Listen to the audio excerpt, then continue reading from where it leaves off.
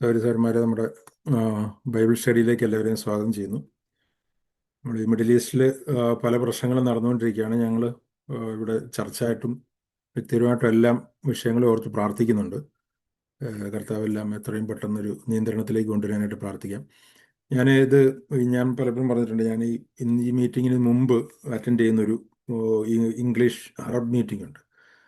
അതിൽ കൂടുതലും Arab Christians ആണ് പലരും പങ്കെടുക്കുന്നത്. അന്നേരം അവരുടെ അടുത്ത് സംസാരിച്ചപ്പോഴായിരുന്നു ഇന്ന് ഞാൻ വേറൊരു കാര്യം കൂടി നമ്മൾ പ്രാർത്ഥിക്കേണ്ട ഒരു ആവശ്യം ഉള്ളതായിട്ട് നമ്മൾ പറയും. നമ്മളുടെ സൗരസൗരന്മാർ പലരും ഗൾഫ് കൺട്രീസിലാണ്. എന്നാൽ ആ, ഇറാനിലാണ് ഏറ്റവും കൂടുതൽ ഈ അറ്റാക്ക് നടന്നുകൊണ്ടിരിക്കുന്നത്. അന്നേരം ഈ ഇറാനിൽ ശരിക്കും ഏറ്റവും കൂടുതൽ ആൾക്കാർ വിശ്വാസത്തിലോട്ട് വരുന്ന ഒരു രാജ്യം എന്ന് പറയുന്നത് ഇറാനാണ്. ഇറാനിൽ ഒരുപാട് വിശ്വാസികൾ, ഒരുപാട് ക്രിസ്ത്യൻസ് കൺവേർട്ട് ആവുന്നുണ്ട് കർത്താവിൻ്റെ സൈഡിലേക്ക്. ഏറ്റവും കൂടുതലുള്ള ഒരു റിവൈവൽ നടക്കുന്ന ഒരു സ്ഥലമാണ്. പക്ഷെ അത് പുറത്തേക്ക് അത് അറിയുന്നില്ലെന്ന് മാത്രമേ ഉള്ളൂ. കാര്യം ഞാൻ ഈ രാവിലെ പോകുന്ന ആ മീറ്റിങ്ങിൽ ഞാൻ മുമ്പ് പറഞ്ഞിട്ടുള്ളതാണ്, പല ടൈപ്പിലുള്ള പല എത്നിക് ഗ്രൂപ്പുകളാണ് വരുന്നത്. ജ്യൂസ് ഉണ്ട്, അറബ് ക്രിസ്ത്യൻസ് ഉണ്ട്, ഇറാനിയൻ ക്രിസ്ത്യൻസ് ഉണ്ട്, ഇംഗ്ലീഷുകാരുണ്ട്, അങ്ങനെയുള്ളവരാണ്. അന്നേരം ഇവർക്ക് ഈ അറബ് കൺട്രീസിലെല്ലാം ഉള്ളൊരു സുവിശേഷ പ്രവർത്തനമുണ്ട്. ഓൺലൈൻ ക്രിസ്ത്യൻ മീറ്റിംഗ് എല്ലാ അറബ് കൺട്രീസിലും. അതിൽ ഏകദേശം ഒരു 1000-ൽ കൂടുതൽ അറബ് ക്രിസ്ത്യൻസ് ഇസ്ലാമിക് കൺട്രീസിൽ നിന്നുള്ളത് അതിൽ അറ്റൻഡ് ചെയ്യുകയും വിശ്വാസത്തിൽ വരികയും ചെയ്യുന്നുണ്ട്. അതേപോലെ തന്നെ ഇറാനിയൻ അവിടെ നിന്നുള്ളവരാണ് ഏറ്റവും കൂടുതലായിട്ടുള്ളവർ. ഞാൻ ഇവരുടെ അടുത്തുള്ള ഇടപെടൽ ഏറ്റവും ഞാൻ ശ്രദ്ധിച്ചിട്ടുള്ള കാര്യം, ഈ മിഡിൽ ഈസ്റ്റിൽ നിന്നുള്ള ഈ അറബ്, പേർഷ്യൻ, ഈ എത്നിക് ഗ്രൂപ്പിൽ നിന്ന് വിശ്വാസത്തിൽ വന്ന, പ്രത്യേകിച്ച് മുസ്ലിം ഇതിൽ നിന്ന് വിശ്വാസത്തിൽ വന്നിട്ടുള്ളവർക്ക് വിശ്വാസത്തിൽ വളരെ ഉറപ്പുമാണ്, ധൈര്യവുമാണ്, കർത്താവിന് വേണ്ടിയിട്ട് വളരെ ഡെഡിക്കേറ്റഡ് ആയിട്ട് നിൽക്കുന്ന ആൾക്കാരുമാണ്. അന്നേരം അവരാണ് ഏറ്റവും കൂടുതൽ പെർസിക്യൂട്ട് ചെയ്യപ്പെടുന്നത്. നമ്മൾ ഹിസ്റ്റോറിക്കലി നോക്കിക്കഴിഞ്ഞാൽ തന്നെ നമുക്കറിയാം, ഈ ISIS-ൻ്റെ ഒക്കെ ആക്രമണത്തിൽ മരിച്ച ആ 10 പേർ അവർ കോപ്റ്റിക് ക്രിസ്ത്യൻസ് ആയിരുന്നു. അവർ വിശ്വാസം പറഞ്ഞുകൊണ്ടാണ് അവരെ പരസ്യമായിട്ട് തലയറുത്ത് പോകുന്നത്. അന്നേരം അങ്ങനെ ഒരുപാട് പെർസിക്യൂഷനിൽ കടന്നു പോകുന്നവരാണ്. അതുകൊണ്ട് അവർ വിശ്വാസത്തിൽ ഉറച്ചു നിൽക്കുന്നവരാണ്. അന്നേരം നമ്മുടെ സഹോദരി സഹോദരന്മാരെ ഓർത്ത് പ്രാർത്ഥിക്കുന്നതോടൊപ്പം തന്നെ ഇറാനിലുള്ള ക്രിസ്ത്യൻസിനെ ഓർത്ത് പ്രാർത്ഥിക്കുക, അവർ വിശ്വാസത്തിൽ നിലനിൽക്കാനായിട്ട് പ്രാർത്ഥിക്കുക. ഇന്ന് രാവിലത്തെ മീറ്റിങ്ങിന് അവിടുത്തെ അതിലൊരു മിഷണറി, അദ്ദേഹം ഒരു തീവ്രവാദ ഗ്രൂപ്പിൽ നിന്ന് വിശ്വാസത്തിലേക്ക് വന്ന അദ്ദേഹം ഒരു തീവ്രവാദിയായിരുന്നു, ഫോർമർ തീവ്രവാദിയായിരുന്നു. അന്നേരം അദ്ദേഹം വിശ്വാസത്തിലേക്ക് വന്ന അദ്ദേഹം ഇവരുടെ ഇടയിൽ മിഷണറി വർക്ക് നടത്തുകയാണ്. അദ്ദേഹം ഈ പറഞ്ഞിരിക്കുന്ന ലെബനോൻ, സിറിയ, ഇറാൻ, ഇറാഖൊക്കെ ഈ കഴിഞ്ഞ ദിവസങ്ങളിൽ മിഡിൽ ഈസ്റ്റ് മുഴുവൻ ഈ ഇവരുടെ ഓൺലൈൻ മീറ്റിംഗ് വഴി വിശ്വാസത്തിൽ വന്ന ആൾക്കാരെ പഠിപ്പിക്കാനായിട്ടും വിശ്വാസത്തിൽ ഉറപ്പിക്കാനായിട്ടും ഡിസൈപ്പിളാക്കാനായിട്ടും അദ്ദേഹം പോയിരിക്കുകയായിരുന്നു. അദ്ദേഹം അന്നേരം ഈ ഒരു യുദ്ധം തുടങ്ങി കഴിഞ്ഞിട്ടാണ് അദ്ദേഹം തിരിച്ചു വരുന്നത്. അന്നേരം ഇന്ന് അദ്ദേഹത്തിൻ്റെ ഒരു പോയതിൻ്റെ കാര്യങ്ങളൊക്കെ പറഞ്ഞപ്പോൾ പറയായിരുന്നു, ഈ അതിഭയങ്കരമായിട്ടുള്ള യുദ്ധത്തിൻ്റെ ഇടയ്ക്കും അവർ വിശ്വാസത്തിൽ ഉറച്ചു നിൽക്കുന്നു, കർത്താവിലേക്ക് ആൾക്കാർ വന്നുകൊണ്ടിരിക്കുന്നു. അന്നേരം നിങ്ങൾ ആ വിഷയങ്ങളെയും ഓർത്ത് മുമ്പോട്ട് പ്രാർത്ഥിക്കുക. കർത്താവ് ഇതിൽ കൂടി എല്ലാം ദൈവത്തിൻ്റെ പ്രവൃത്തി ചെയ്യാൻ വേണ്ടിയിട്ടും കർത്താവിലേക്ക് ആൾക്കാർ വരാൻ വേണ്ടിയിട്ടും, അതേപോലെ തന്നെ വിശ്വാസികളും അല്ലാത്തവരും പ്രൊട്ടക്റ്റഡായിട്ടിരിക്കാൻ വേണ്ടിയിട്ടും എത്രയും പെട്ടെന്ന് യുദ്ധങ്ങൾ എല്ലാം അവസാനിക്കാൻ വേണ്ടിയിട്ടും പ്രാർത്ഥിക്കുക. ഞങ്ങളും തുടർന്ന് എല്ലാവർക്കും വേണ്ടി പ്രാർത്ഥിക്കാം. കുവൈറ്റ് ചർച്ചിനെ ഓർത്തും മിഡിൽ ഈസ്റ്റിലുള്ള എല്ലാവരെയും ഓർത്ത് പ്രാർത്ഥിക്കുന്നു. നമ്മൾ പഠിച്ചുകൊണ്ടിരുന്ന വിഷയത്തിലേക്ക് മടങ്ങി വരാം. നമ്മൾ കർത്താവിൻ്റെ ശരീരമായിട്ടുള്ള ദൈവസഭയെ പറ്റിയും കർത്താവിൻ്റെ ആ ശരീരമായിട്ടുള്ള ദൈവസഭയിൽ കർത്താവ് പഠിപ്പിക്കുന്ന പുതിയ നിയമ സത്യങ്ങളെക്കുറിച്ചുമാണ് നമ്മൾ പഠിച്ചുകൊണ്ടിരുന്നത്. അന്നേരം നമ്മൾ കഴിഞ്ഞ 2 ആഴ്ചകളായിട്ട് പഠിച്ചുകൊണ്ടിരുന്ന പ്രധാനപ്പെട്ട കാര്യങ്ങളെന്ന് വെച്ച് കഴിഞ്ഞാൽ, ഒന്ന്, യേശു ക്രിസ്തുവിൻ്റെ ക്രൂശുമരണത്തിൽ കൂടി കർത്താവിൻ്റെ ആ പെർഫെക്റ്റ് സാക്രിഫൈസിനെ പറ്റി നമ്മൾ ചിന്തിച്ചു. അതുപോലെ തന്നെ അങ്ങനെ ആ പെർഫെക്റ്റ് സാക്രിഫൈസിൽ കൂടി പെർഫെക്റ്റഡ് ആയ വിശ്വാസികൾ, യോഹന്നാൻ പറഞ്ഞിരിക്കുന്ന പോലെ, കാൺമീൻ ഞാൻ ദൈവമക്കളെന്ന് വിളിക്കപ്പെടുവാൻ കർത്താവ് എത്ര വലിയ സ്നേഹം തന്നിരിക്കുന്നു. ഈ ദൈവമക്കൾ എന്നുള്ള ഒരു ടൈറ്റിൽ പോലെ തന്നെയുള്ള ഒരു ടൈറ്റിലാണ് പെർഫെക്റ്റഡ് എന്നുള്ളത്. ഞാൻ പറഞ്ഞു പല ടൈറ്റുകളിലുള്ളതുപോലെ തന്നെ ദൈവമക്കൾ, വിശുദ്ധർ, നീതിമാന്മാർ, പെർഫെക്റ്റ് ആയവർ, പരിപൂർണർ എന്നുള്ളതെല്ലാം പല പല തരത്തിലുള്ള ടൈറ്റിലാണ്. അങ്ങനെ പെർഫെക്റ്റ് ആയ വ്യക്തികൾ അവർ സാങ്ക്ടിഫിക്കേഷൻ അല്ലെങ്കിൽ വിശുദ്ധീകരണം പ്രാക്ടീസ് ചെയ്യേണ്ടവരാണ് എന്നുള്ളത് നമ്മൾ കണ്ടു. അന്നേരം യഥാർത്ഥത്തിലുള്ള രക്ഷിക്കപ്പെട്ട വ്യക്തികൾ, ഇല്ലെങ്കിൽ യഥാർത്ഥത്തിൽ കർത്താവിൻ്റെ രക്തത്താൽ വിശുദ്ധീകരിക്കപ്പെട്ട വ്യക്തികൾ, ആ പ്രത്യാശയുള്ളവർ, അവർ തന്നെത്താൻ വിശുദ്ധീകരിച്ചുകൊണ്ടേയിരിക്കുമെന്നാണ് യോഹന്നാൻ പറഞ്ഞിരിക്കുന്നത്. അന്നേരം അങ്ങനെ ആ നീതി പ്രാക്ടീസ് ചെയ്യുന്നു എന്നുള്ളതാണ് അവർ രക്ഷിക്കപ്പെട്ടവരാണ് എന്നുള്ളതിൻ്റെ തെളിവ്. എന്ന് പറഞ്ഞാൽ പുറത്ത് കാണുന്ന തെളിവ്. അന്നേരം അനീതി പ്രാക്ടീസ് ചെയ്യുന്നവർ, ലോലെസ്നെസ് പ്രാക്ടീസ് ചെയ്യുന്നവരാണ് രക്ഷിക്കപ്പെട്ടവരല്ല എന്നുള്ളതിൻ്റെ ഒരു തെളിവാണ്. അവരുടെ മിനിസ്ട്രിയോ അവരുടെ പുറമേയുള്ള എക്സ്റ്റേണലുള്ള കാര്യങ്ങൾ എന്തൊക്കെയാണെങ്കിലും അവർ ലോലെസ്നെസ് ആണ് പ്രാക്ടീസ് ചെയ്യുന്നതെങ്കിൽ അവർ രക്ഷിക്കപ്പെട്ടവരല്ല. ഇത് യോഹന്നാൻ ദൈവമക്കളെയും പിശാചിൻ്റെ മക്കളെയും തിരിച്ചറിയാനായിട്ട് വ്യക്തമായിട്ട് പറഞ്ഞിരിക്കുന്ന അടയാളമാണ്. അതാണ് നമ്മൾ കഴിഞ്ഞ ആഴ്ച ചിന്തിച്ചത്. അന്നേരം നമ്മൾ കഴിഞ്ഞ ആഴ്ച ചിന്തിച്ച ചില കാര്യങ്ങൾ ജസ്റ്റ് ഞാൻ പറഞ്ഞു പോയിട്ട് മുമ്പോട്ട് പോകാനായിട്ട് ആഗ്രഹിക്കുകയാണ്. അന്നേരം ചില ആൾക്കാർ ലോലെസ്നെസ് പ്രാക്ടീസ് ചെയ്യുന്നവരാണ്. അവരുടെ എൻഡ് ഗോള് തന്നെ അത് ഡിസ്ട്രക്ഷൻ ആണ് എന്നാണ് പറയുന്നത്. അന്നേരം ഫിലിപ്പ് ലേഖനം വായിച്ചു കഴിഞ്ഞാൽ അതിനെപ്പറ്റി പൗലോസ് വ്യക്തമായിട്ട് പറയുന്നൊരു കാര്യമുണ്ട്. ഫിലിപ്പ് ലേഖനം അതിൻ്റെ മൂന്നാമത്തെ അധ്യായത്തിന്റെ 17-ാമത്തെ വാക്യത്തിൽ പറയാണ്, രണ്ടു കൂട്ടരെ പറ്റി യോഹന്നാൻ പറഞ്ഞ പോലെ തന്നെ പറയാണ്, സഹോദരന്മാരെ, നിങ്ങളെല്ലാവരും എന്നെ അനുകരിപ്പിൻ, ഞങ്ങൾ നിങ്ങളോട് കാണിച്ച മാതൃക പ്രകാരം നടക്കുന്നവരെയും കുറിക്കൊള്ളു. അന്നേരം പൗലോസ് പറയാണ്, എന്നെ നോക്കുവിൻ, ഞാൻ കർത്താവിനെയാണ് അനുഗമിക്കുന്നത്, അതുകൊണ്ട് എന്നെ നോക്കുവിൻ. അതുപോലെ തന്നെ ഞങ്ങൾ നിങ്ങൾക്ക് കാണിച്ച മാതൃക പ്രകാരം നടക്കുന്നവർ. നടപ്പെന്ന് പറയുന്നതാണ് ഒരു പ്രാക്ടീസിങ് റൈച്ചസ്നെസ് എന്ന് പറയുന്നത്. ഈ നടപ്പ് പ്രാക്ടീസ് ചെയ്യുന്ന പോലെ, ഒരു കുഞ്ഞ് നടക്കാൻ പ്രാക്ടീസ് ചെയ്യുന്ന പോലെ ഒരു വ്യക്തി, രക്ഷിക്കപ്പെട്ട ഒരു വ്യക്തി കർത്താവിനെ പോലെ നടക്കാനായിട്ട് പ്രാക്ടീസ് ചെയ്ത് തുടങ്ങണം. ആ പ്രാക്ടീസ് ചെയ്യുമ്പോൾ തീർച്ചയായിട്ടും വീഴ്ചകൾ ഉണ്ടായേക്കാം, അല്ലേ? ഒരു നടക്കാൻ പ്രാക്ടീസ് ചെയ്തിട്ട് വീഴ്ച പറ്റാത്ത ഒരു കുഞ്ഞും ഇല്ലാത്തതുപോലെ തന്നെ റൈച്ചസ്നെസ് പ്രാക്ടീസ് ചെയ്യുന്നവർക്ക് തെറ്റുകൾ സംഭവിക്കാം. എന്നാൽ അവർ തിന്മയല്ല പ്രാക്ടീസ് ചെയ്യുന്നത്, അവർ റൈച്ചസ്നെസ് ആണ് പ്രാക്ടീസ് ചെയ്യുന്നത്. അതിൻ്റെ ഇടയ്ക്ക് വീഴ്ച പറ്റിയാണ് ചെയ്യുന്നത്. അത് ഞാൻ ജസ്റ്റ് പറയുന്നത് മാത്രമേ ഉള്ളൂ. എന്നാൽ അങ്ങനെ അല്ലാത്ത വേറൊരു കൂട്ടരെ പറ്റി പറയുന്നുണ്ട്. അവരെ പറ്റി പറയാണ്, ഞാൻ പലപ്പോഴും നിങ്ങളോട് പറഞ്ഞ പോലെ അനേകർ ക്രൂശിൻ്റെ ശത്രുക്കളായി നടക്കുന്നു. അവരും നടക്കുകയാണ്, അവർ നേരെ ഓപ്പോസിറ്റ് റൈറ്റ് ഡയറക്ഷനിലാണ് നടക്കുന്നത്. അവർ പ്രാക്ടീസ് ചെയ്യുന്നത് തന്നെ ലോലെസ്നെസ് ആണെന്നാണ് യോഹന്നാൻ പറയുന്നത്. എന്നിട്ട് പറയാണ്, അവരുടെ അവസാനം നാശം. അന്നേരം അവരുടെ their end is destruction, whose God is their appetite. അന്നേരം അവരുടെ എൻഡും അവരുടെ ഗോളും പറയാണ്. അവരുടെ എൻഡ് നാശവും അവരുടെ ലക്ഷ്യം വയറും ലജ്ജയായതിൽ അവർക്ക് മാനുന്നു. അവർ ഭൂമിയിലുള്ളത് ചിന്തിക്കുന്നു. അന്നേരം ഈ ഭൂമിയിലുള്ള കാര്യങ്ങൾക്ക് വേണ്ടിയിട്ട് അതിനു വേണ്ടിയിട്ട് തന്നെ നടക്കുകയും അതവരുടെ ലക്ഷ്യമാക്കുകയും അതിനു വേണ്ടിയിട്ട് തന്നെ ജീവിക്കുകയും ചെയ്യുന്നവരുടെ എൻഡ് ഡിസ്ട്രക്ഷൻ ആണെന്നാണ് പറയുന്നത്. അവരെ പറ്റിയാണ് യോഹന്നാൻ പറയുന്നത്. അവരെ പറ്റിയാണ് മത്തായിയുടെ സുവിശേഷം 7-ാമത്തെ അധ്യായത്തിൽ കർത്താവ് പറഞ്ഞത്, ഞാൻ നിങ്ങളെ ഒരു നാളും അറിഞ്ഞിട്ടില്ല, ലോലെസ്നെസ് പ്രാക്ടീസ് ചെയ്യുന്നവരെ എന്നെ വിട്ടുപോകും എന്ന് പറഞ്ഞിരിക്കും. അന്നേരം അത് അവരുടെ എൻഡ് തന്നെ തെറ്റാണെന്നാണ് പൗലോസും യോഹന്നാനും പറഞ്ഞിരിക്കുന്നത്. അന്നേരം ആ ഒരു കൂട്ടർ ക്രിസ്തീയ കോളത്തിലുണ്ട്, ക്രിസ്തീയ ശുശ്രൂഷയിലും അങ്ങനെയുള്ളവർ കാണും. പക്ഷേ നമുക്ക് അവരുടെ ഫലത്തിൽ നിന്നും ആ വൃക്ഷത്തെ തിരിച്ചറിയാനായിട്ട് കഴിയും. അവരുടെ ലക്ഷ്യത്തിൽ നിന്നും അവരുടെ മാർഗത്തെയും അവരുടെ വഴിയെയും തിരിച്ചറിയാനായിട്ട് കഴിയും. എന്നാൽ യഥാർത്ഥ വിശ്വാസികൾ, ഞാൻ പറഞ്ഞിരിക്കുന്നല്ലോ, ഓപ്പോസിറ്റ് ഡയറക്ഷനിൽ നടക്കുന്നവരാണ്, ക്രിസ്തുവിനെ അനുഗമിക്കുന്നവരാണ്. അവർക്ക് വീഴ്ച ഉണ്ടായേക്കാം. എന്നാൽ അവർക്ക് വീഴ്ച ഉണ്ടാകുമ്പോൾ അവരെങ്ങനെ കർത്താവിൻ്റെ സന്നിധിയിലേക്ക് ചെല്ലണം എന്നുള്ളതിനെ പറ്റിയാണ് ഞാൻ കഴിഞ്ഞ ആഴ്ചയിൽ ചിന്തിച്ചത്. അന്നേരം രണ്ടാമത് വേറൊരു ഗ്രൂപ്പിനെ പറ്റിയും നമ്മൾ കഴിഞ്ഞ ആഴ്ച ചിന്തിച്ചു. അവരുടെ ഗോൾ കറക്റ്റാണ്. അവരുടെ എൻഡ് ഗോൾ എന്ന് പറഞ്ഞിരിക്കുന്നത് ഹോളിനെസ് തന്നെയാണ്, കർത്താവ് പറഞ്ഞിരിക്കുന്ന പോലെ. പക്ഷേ അവരുടെ റൂട്ട് എന്ന് പറഞ്ഞിരിക്കുന്നത് വിശ്വാസ മാർഗത്തിന് പകരം, ഇല്ലെങ്കിൽ ന്യൂ കവനന്റ് വേ ഓഫ് സാങ്ക്ടിഫിക്കേഷന് പകരം ഓൾഡ് കവനന്റ് റൂട്ടാണ് എടുക്കുന്നത്. അങ്ങനെ ആ റൂട്ട് എടുക്കുന്നത് കൊണ്ട് അവർ ലോലെസ്നെസ് പ്രാക്ടീസ് ചെയ്യില്ലായിരിക്കാം, എന്നാൽ ദൈവം ആഗ്രഹിക്കുന്ന റൈച്ചസ്നെസ് അവർക്ക് പ്രാക്ടീസ് ചെയ്യാനായിട്ട് കഴിയത്തില്ല. എന്നാൽ ഇതിൻ്റെ രണ്ടിൻ്റെ ഇടയ്ക്കൊരു സംഭവമുണ്ട്. അതാണ് സെൽഫ് റൈച്ചസ്നെസ് എന്ന് പറഞ്ഞിരിക്കുന്നത്. അത് ലോലെസ്നെസ് അല്ല, യഥാർത്ഥത്തിലുള്ള റൈച്ചസ്നെസ്സും അല്ല. കർത്താവ് പുതിയ നിയമത്തിൽ പറഞ്ഞിരിക്കുന്നത് പോലെയുള്ള റൈച്ചസ്നെസ് പ്രാക്ടീസ് ചെയ്യുന്നവരല്ല. എന്നാൽ അവർ ആ റൂട്ട്, അല്ലെങ്കിൽ അവരുടെ എൻഡ് ഗോളിലേക്ക് തെറ്റായിട്ടുള്ള മാർഗം ചൂസ് ചെയ്യുന്നതുകൊണ്ട് വഴി അവർ സെൽഫ് റൈച്ചസ് ആയിത്തീരാനായിട്ടുള്ള സാധ്യതയുണ്ട്. അതിൻ്റെ കാര്യമാണ് ഞാൻ പറഞ്ഞത്. അങ്ങനെ ആ സെൽഫ് റൈച്ചസ്നെസ് പ്രാക്ടീസ് ചെയ്യുമ്പോൾ ഞാൻ പറയുന്നത് ശ്രദ്ധിക്കണം. രക്ഷിക്കപ്പെടുന്നത് കറക്റ്റ് രീതിയിലാണ്, വിശ്വാസത്താലാണ് അവർ നീതീകരിക്കപ്പെട്ടത്. എന്നാൽ വിശുദ്ധ ജീവിതം അവർ സെൽഫ് എഫേർട്ടിൽ കൂടി പ്രാക്ടീസ് ചെയ്യാനായിട്ട് ശ്രമിക്കുന്നു, ഇല്ലെങ്കിൽ ഓൾഡ് കവനന്റ് വേയിൽ ലോ അനുസരിച്ച് പൂർത്തീകരിക്കാനായിട്ട് ശ്രമിക്കുമ്പോൾ ഗലേഷ്യൻ ക്രിസ്ത്യൻസിനോട് പറഞ്ഞതുപോലെ തന്നെ പൗലോസ് പറയാണ്, നിങ്ങൾ നന്നായിട്ടാണ് തുടങ്ങിയത്, എന്നാൽ ആത്മാവിൽ തുടങ്ങിയിട്ട് നിങ്ങൾ സെൽഫിലാണ് ഇത് കണ്ടിന്യൂ ചെയ്യാനായിട്ട് ശ്രമിക്കുന്നതാണ് പറഞ്ഞിരിക്കുന്നത്. അതായത് അതിൽ അവർ സക്സസ് ആവുകയാണെങ്കിൽ, ഈ സക്സസ് ആവുക എന്ന് പറഞ്ഞു കഴിഞ്ഞാൽ അവർക്ക് ഒരിക്കലും ദൈവത്തിൻ്റെ ആ ഒരു സ്റ്റാൻഡേർഡിലേക്ക് എത്താനായിട്ട് കഴിയത്തില്ല. അത് പരിശുദ്ധാത്മാവിൻ്റെ ശക്തിയിൽ, വിശ്വാസത്തിൽ മാത്രമേ കഴിയത്തുള്ളൂ.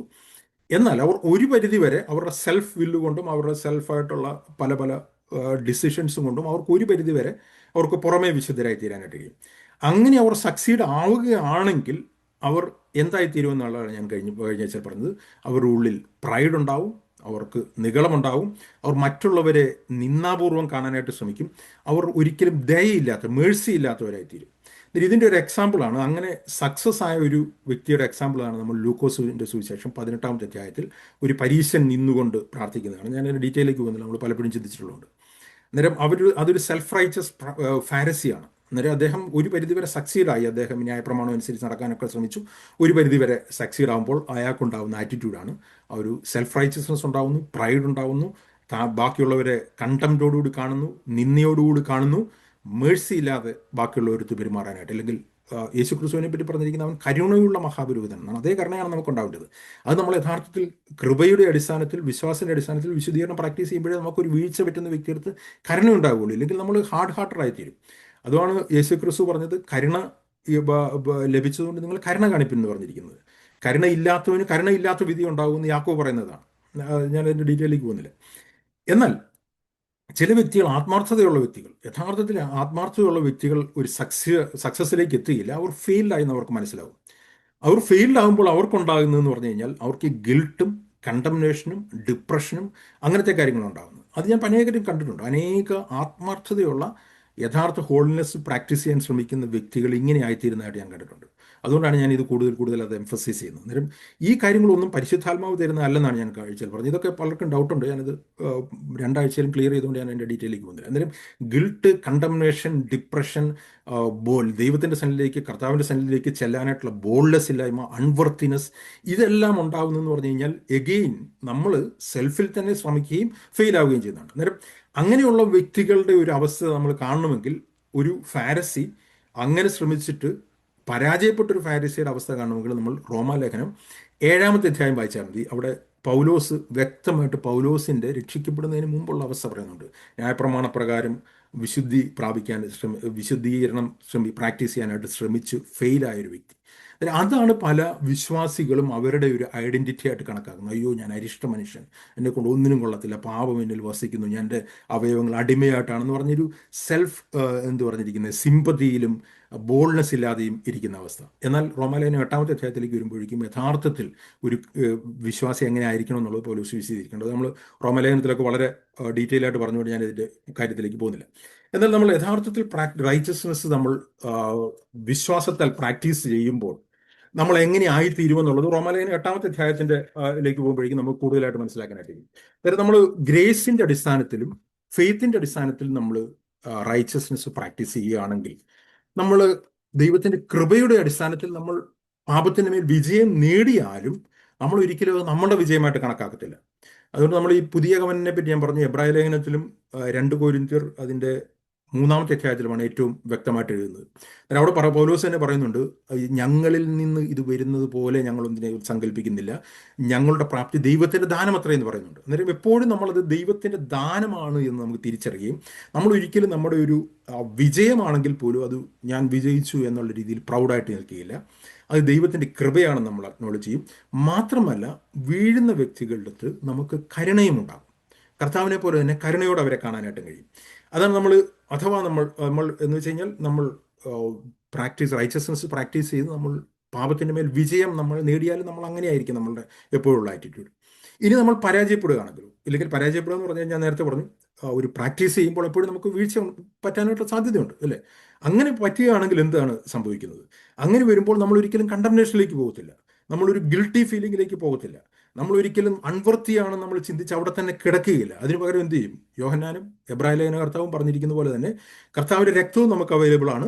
കർത്താവ് മധ്യസ്ഥൻ നമുക്ക് വേണ്ടിയിട്ട് കർത്താവിൻ്റെ ദൈവത്തിൻ്റെ വലത്തുഭാഗത്തുണ്ട് എന്ന് നമുക്ക് മനസ്സിലാവുകയും നമ്മൾ റിപ്പൻറ്റ് ചെയ്യുകയും നമ്മൾ ദൈവസന്നിധിയിലേക്ക് ബോൾഡ്നെസ്സോടുകൂടി ചെല്ലുകയും നമ്മൾ വീണ്ടും അവിടെ നിന്ന് തന്നെ എഴുന്നേറ്റിട്ട് കർത്താവിൻ്റെ മുഖത്തേക്ക് നോക്കി കർത്താവിനെ നോക്കിക്കൊണ്ട് നമ്മുടെ വിശ്വാസത്തിൻ്റെ നായകനും അത് പൂർത്തി വരുത്തുന്നതുമായ കർത്താവിനെ ദൃഷ്ടി വെച്ചുകൊണ്ട് നമ്മുടെ ഓട്ടം മുമ്പോട്ട് പോകും. നമ്മൾ അവിടെ തന്നെ കിടന്നുകൊണ്ട് നമ്മൾ കണ്ടം ചെയ്യുകയില്ല. അന്നേരം ഇതാണ് രണ്ടും തമ്മിലുള്ള വ്യത്യാസം. അന്നേരം ഇതിൻ്റെ ഒരു റിസൾട്ടാണ് ഞാൻ പറഞ്ഞിരിക്കുന്നത്. ഇത് വളരെ ഇമ്പോർട്ടൻ്റ് ആയതുകൊണ്ടാണ് ഈ പ്രാക്ടീസിങ് റൈച്ചസ്നെസ് യഥാർത്ഥ മാർഗത്തിൽ തന്നെ ചെയ്യണമെന്ന് ഞാൻ പറയുന്നത്. അന്നേരം അതാണ് നമ്മൾ കഴിഞ്ഞ ആഴ്ചയിലെല്ലാം നമ്മൾ ചിന്തിച്ചത്. അന്നേരം വീണ്ടും ഒരിക്കൽ കൂടി ഞാൻ ആവർത്തിക്കട്ടെ, ഇന്ന് നിങ്ങൾ ഹോളിനെസ് പഠിപ്പിക്കുന്ന മലയാളി പ്രീച്ചേഴ്സിൻ്റെ കാര്യങ്ങൾ, പ്രസംഗങ്ങൾ കേട്ടാൽ അവർ മിക്കവരും ഓൾമോസ്റ്റ്, എനിക്കറിയില്ല അല്ലാതെ പഠിപ്പിക്കുന്നുണ്ട്, കൊണ്ടൊക്കെ ആർക്കെങ്കിലും നിങ്ങൾ റെഫർ ചെയ്ത് കഴിഞ്ഞാൽ ഞാനത് കേൾക്കാൻ തയ്യാറാണ്. നമ്മൾ കഴിഞ്ഞ ആഴ്ചയിൽ പറഞ്ഞ പല കാര്യങ്ങളും അവർ പഠിപ്പിക്കാറില്ല. അവർ പലപ്പോഴും ആ വേ എന്ന് പറഞ്ഞിരിക്കുന്നത് സെൽഫ് ഡിപ്പെൻഡൻ്റ് ആയിട്ടുള്ള കാര്യമാണ്. കർത്താവ് ക്രൂശിൽ എന്താണ് ചെയ്തത് എന്നുള്ളതിനേക്കാൾ കൂടുതൽ കർത്താവ് പുതിയ നിയമത്തിൽ തന്നെ പറഞ്ഞിരിക്കുന്നത് എന്താണ് ചെയ്യേണ്ടത് എന്നുള്ള കാര്യത്തിലാണ് അവർ എംഫസിസ് കൊടുക്കുന്നത്. അതുകൊണ്ട് തന്നെ അങ്ങനെയുള്ള സഭകളിലാണ്, ഹോളിനെസ് പഠിപ്പിക്കുന്ന സഭകളിലാണ് നിങ്ങൾ ശ്രദ്ധിച്ചു കഴിഞ്ഞു കഴിഞ്ഞാൽ രണ്ട് കൂട്ടരെയും കാണാനായിട്ട് കഴിയുന്നത്. ഈ സെൽഫ് റൈച്ചസ് ഫാരിസീസിനെയും മറ്റുള്ളവരെ ജഡ്ജ് ചെയ്യുകയും ഹാർഡറായിട്ടുള്ളവരെയും മേഴ്സി ഇല്ലാത്ത ആൾക്കാരെയും കാണാൻ കഴിയുന്നത്. അപ്പുറത്തെ എക്സ്ട്രീമിൽ എന്താണ് പറയുന്നത്, കണ്ടംനേഷനിലും ഗിൽട്ട് ഫീലിങ്ങിലും ഡിപ്രഷനിലും പോകുന്ന ആൾക്കാരെയും കാണാൻ കഴിയും. ഈ രണ്ട് കൂട്ടരും നമുക്ക് ഹോളിനെസ് എംഫസൈസ് ചെയ്യുന്ന ചർച്ചകൾ കാണാനായിട്ട് കഴിയും. അതിൻ്റെ കാരണം എന്ന് പറഞ്ഞു കഴിഞ്ഞാൽ അവരുടെ എൻഡ് ഗോൾ കറക്റ്റ് ആണെങ്കിലും റൂട്ട് തെറ്റിപ്പോകുന്നതുകൊണ്ടാണ്. ഓക്കെ, ഞാൻ മുമ്പോട്ട് പോട്ടെ. ഇനി ഞാൻ കഴിഞ്ഞ ആഴ്ചയിൽ പറഞ്ഞിരുന്നു, അങ്ങനെ നമ്മൾ യഥാർത്ഥത്തിൽ കർത്താവിൻ്റെ റൈച്ചസ്നെസ് നമ്മൾ പ്രാക്ടീസ് ചെയ്യുമ്പോൾ നമ്മൾ വിശുദ്ധരായി തീരുന്നു, ഇൻഡിവിജ്വലായിട്ട് വിശുദ്ധരായി തീരുന്നു എന്ന് മാത്രമല്ല, നമ്മൾ ദൈവസഭയുടെ ഒരു പണിയുടെ ഭാഗമായിട്ട് തീരുകയാണ് ചെയ്യുന്നത്. അന്നേരം ആ ദൈവസഭ എന്ന ആ ഒരു ശരീരത്തിന്റെ ഭാഗമായിട്ട് നമ്മൾ പണിയപ്പെടുകയും അവിടെ നമ്മൾ ശുശ്രൂഷ, നമ്മൾ യേശുക്രിസ്തുവിന്റെ യേശുക്രിസ്തു എന്ന ആ മഹാപുരോഹിതനെ പോലെ തന്നെ രാജകീയ പുരോഹിത വർഗമായിട്ട് നമ്മൾ പണിയപ്പെടുകയാണ് ചെയ്യുന്നത്. അന്നേരം ഞാൻ ഇന്ന് പറയാനായിട്ട് ആഗ്രഹിക്കുന്ന കാര്യം, ഞാൻ കഴിഞ്ഞ രണ്ടാഴ്ചയിലും പറഞ്ഞിരുന്നു, വിശ്വാസികളുടെ ആ പൗരോഹിത്യ ശുശ്രൂഷയെ പറ്റിയാണ് ഞാൻ പറയാനായിട്ട് ആഗ്രഹിക്കുന്നത്. എന്നാൽ അത് നമ്മൾ യഥാർത്ഥത്തിൽ മനസ്സിലാവണമെങ്കിൽ ദൈവസഭ ഒരു ശരീരം എന്ന രീതിയിൽ നമുക്ക് മനസ്സിലായെങ്കിൽ മാത്രമേ ആ ശരീരത്തിലുള്ള അവയവങ്ങളുടെ മിനിസ്ട്രി നമുക്ക് മനസ്സിലാക്കാനായിട്ട് കഴിയത്തുള്ളൂ. അന്നേരം ദൈവസഭ ഒരു ബോഡി എന്ന രീതിയിൽ നമുക്ക് മനസ്സിലായില്ലെങ്കിൽ നമുക്കൊരിക്കലും അതിലുള്ള ഫങ്ഷൻസ് എങ്ങനെയാണ് പ്രോപ്പറായിട്ട് ചെയ്യുന്നത് മനസ്സിലാവത്തില്ല. അന്നേരം അതുകൊണ്ട് ഞാൻ വീണ്ടും അടുത്ത ഒരു സബ്ജക്റ്റിലേക്ക് കടക്കുന്നതിന് മുമ്പ് ചില കാര്യങ്ങൾ കൂടി പറയാനായിട്ട് ആഗ്രഹിക്കുകയാണ്. ഞാൻ ഏറ്റവും കൂടുതൽ സംസാരിച്ചിട്ടുള്ളൊരു വിഷയമാണ്, നിങ്ങൾ മുമ്പുള്ള പല യൂട്യൂബ് വീഡിയോസും കണ്ടു കഴിഞ്ഞാൽ അറിയും, ദൈവസഭ എന്ന ശരീരത്തെ പറ്റിയാണ്.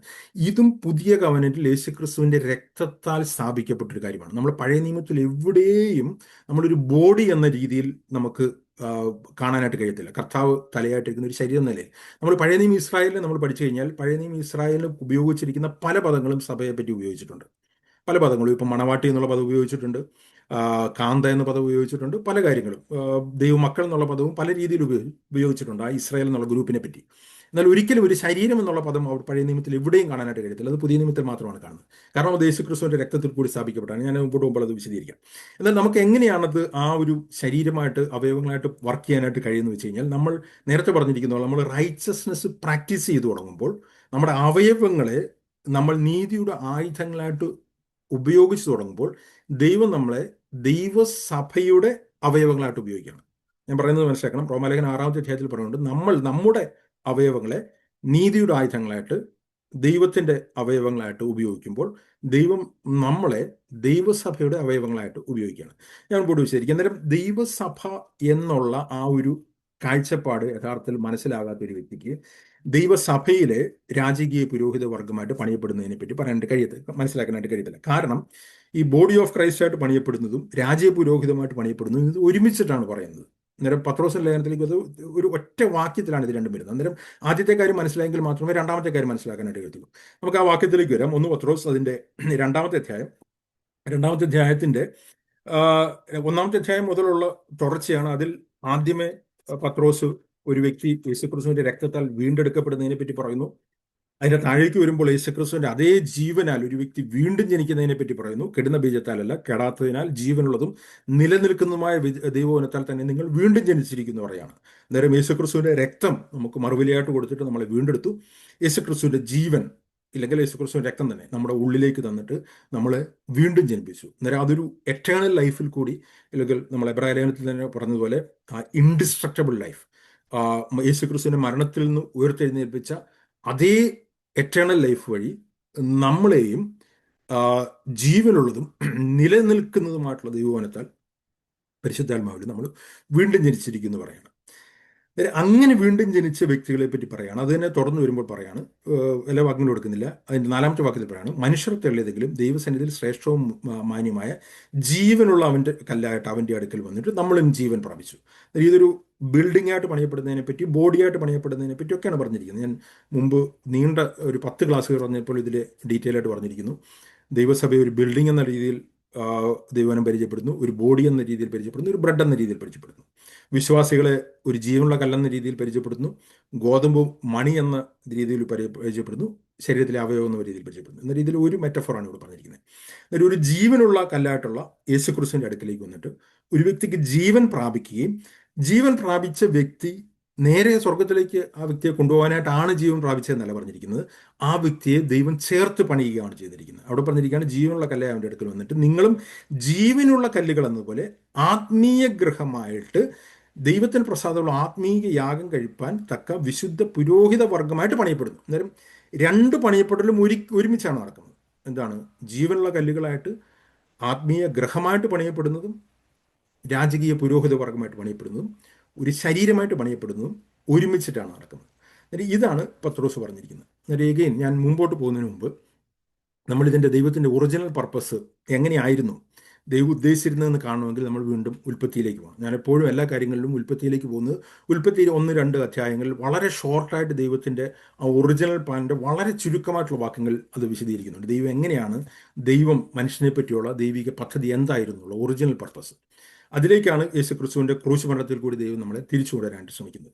അന്നേരം നമ്മളത് മനസ്സിലാക്കണമെങ്കിൽ വീണ്ടും ഒറിജിനൽ ഉൽപ്പത്തിയിലേക്ക് പോയി കഴിഞ്ഞാൽ നമ്മൾ പലപ്പോഴും വായിച്ചിട്ടുള്ളതുകൊണ്ട് ഞാൻ വാക്യങ്ങളിലേക്ക് പോകുന്നില്ല, ഞാൻ ജസ്റ്റ് പറഞ്ഞു പോവുകയാണ്.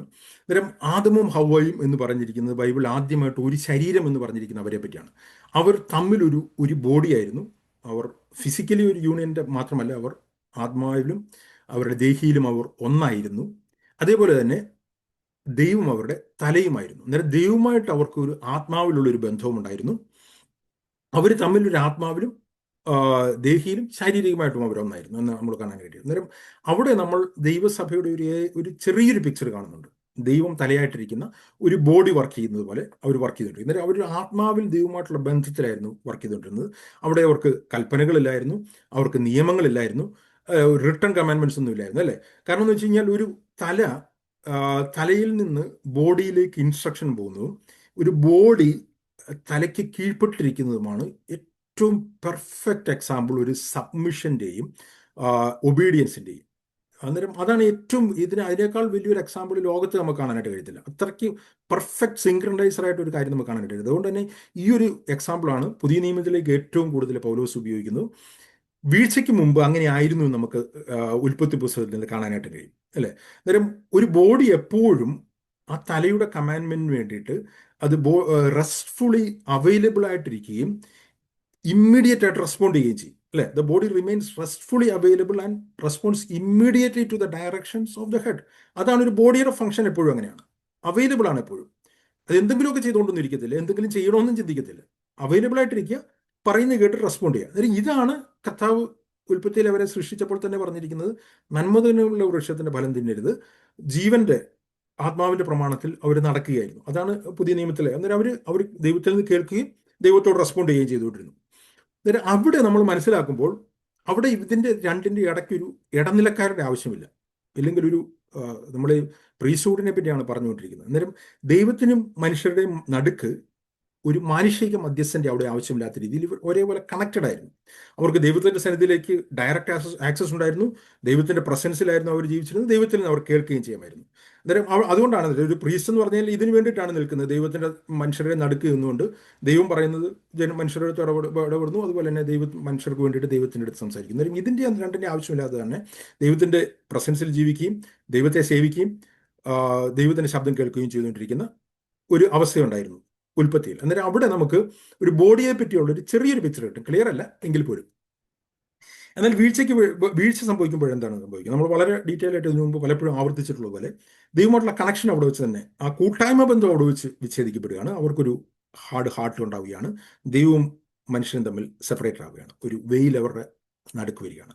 അന്ന് മുതൽ അവർക്ക് ദൈവത്തെ ആത്മാവിൽ കേൾക്കാനായിട്ടും ആത്മാവിൽ അവരുടെ ദൈവത്തോട് റെസ്പോണ്ട് ചെയ്യാനായിട്ടുമുള്ള ആ ഒരു ഫെലോഷിപ്പ് നഷ്ടപ്പെടുന്നത് നമുക്ക് കാണാനായിട്ട് കഴിയും.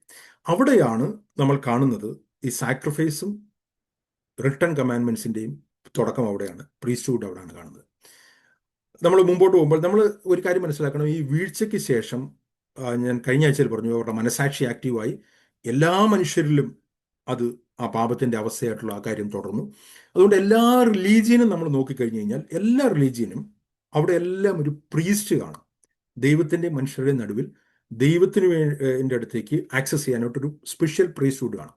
നമ്മൾ ഇന്ത്യയിൽ നോക്കിക്കഴിഞ്ഞ് കഴിഞ്ഞാൽ ബ്രാഹ്മണർ, അവരാണ് ഒരു പ്രത്യേക പ്രീസ്റ്റ്ഹുഡ്. നമ്മൾ വളരെ ശ്രദ്ധിച്ച് പഠിച്ചു കഴിഞ്ഞാൽ ഈ പ്രീസ്റ്റ്ഹുഡാണ് ഏറ്റവും കറപ്റ്റഡ് ആയിത്തീരുന്നതും മനുഷ്യനെ യൂട്ടിലൈസ് ചെയ്യുകയും മനുഷ്യനെ എക്സ്പ്ലോയിറ്റ് ചെയ്യുകയും ചെയ്യുന്ന ഈ പ്രീസ്റ്റ്ഹുഡാണെന്ന് പലപ്പോഴും നമ്മൾ കാണാനായിട്ട് കഴിയും. പൗരോഹിത്യവർഗം അത് അങ്ങനെ ഒരു കാര്യമില്ലായിരുന്നു. എന്നാൽ വീഴ്ചയ്ക്ക് ശേഷം നമ്മൾ ന്യായപ്രമാണത്തിന്റെ സമയത്തേക്ക് വരുമ്പോഴേക്കും ദൈവം തന്നെ ഇവർക്ക് പ്രീസ്റ്റ്ഹുഡിനെ കൊടുക്കുന്നു, ലേവ്യ പൗരോഹിത്യം അവർക്ക് കൊടുക്കുന്നു. അവിടെ അവർക്ക് ദൈവത്തിന് അവരുടെ അടുത്ത് നേരിട്ട് സംസാരിക്കാനായിട്ടുള്ള ആ കമ്മ്യൂണിയൻ നഷ്ടപ്പെട്ടതുകൊണ്ട് ദൈവം അവരുടെ അടുത്ത് റിട്ടേൺ കമാൻഡ്മെന്റ്സിൽ കൂടി സംസാരിക്കുന്നു. ദൈവത്തിന്റെ സന്നിധിയിലേക്ക് അവർക്ക് പോകാനായിട്ട് സാക്രിഫൈസ് ആവശ്യമായിട്ടുണ്ട്. അന്നേരം മോറൽ ലോയും സെറിമോണിയൽ ലോയും അവിടെ കടന്നു വരികയാണ്. മോറൽ ലോ എന്ന് പറഞ്ഞാൽ ദൈവത്തിന് അവരുടെ അടുത്ത് അവരുടെ ഹൃദയത്തിൽ സംസാരിക്കാനായിട്ട് കഴിയുന്നില്ല. അന്നേരം ഹൃദയം കല്ലായി തീർന്നുകൊണ്ട് കൊരിന്ത്യർ ലേഖനത്തിലേക്ക് വരുമ്പോഴേക്കും പൗലോസ് ന്യൂ കവനന്റ് മിനിസ്ട്രിയെ പറ്റി പറയുന്നുണ്ട്, ഇപ്പോൾ ദൈവം നിങ്ങളുടെ കല്ലായിട്ടുള്ള ഹൃദയത്തിലല്ല എഴുതുന്നത്, മാംസളമായിട്ടുള്ള ഹൃദയത്തിൽ ദൈവത്തിന്റെ ആത്മാവ് കൊണ്ടാണ് ഇപ്പോൾ സംസാരിക്കുന്നത് എഴുതുന്നത്. പുതിയ കവനന്റെ കീഴിൽ വരുമ്പോൾ അതാണ് പറഞ്ഞിരിക്കുന്നത്. അതാണ് എബ്രായ ലേഖനത്തിലും എസെക്കിയേൽ പ്രവചനത്തിലും യെരമ്യാ പ്രവചനത്തിലും ഒക്കെ പറഞ്ഞിരിക്കുന്നത്, ദൈവം നിങ്ങൾക്ക് മാംസളമായിട്ടൊരു ഹൃദയം തരുമെന്ന് പറഞ്ഞിരിക്കുന്നത്. പക്ഷെ അങ്ങനെയല്ലായിരുന്നു. ഒരു കല്ലായിട്ടുള്ള ഹൃദയമായിരുന്നപ്പോൾ ദൈവം അവർക്ക് കല്ലിൽ അക്ഷരമായിട്ട് എഴുതി കൊടുക്കുകയാണ്. ദൈവത്തിന്റെ കമ്മ്യൂണിക്കേഷൻ ഒരു മീഡിയേറ്റർ വഴി, ഗലാത്യ ലേഖനത്തിലും പറയുന്നുണ്ട്, ദൈവവും മനുഷ്യനും തമ്മിൽ ഒരു മീഡിയേറ്റർ ആവശ്യം വരികയാണ്. ആ മീഡിയേറ്റർ വഴി എഴുതപ്പെട്ട കൽപ്പനകൾ അവർക്ക് കിട്ടുന്നു.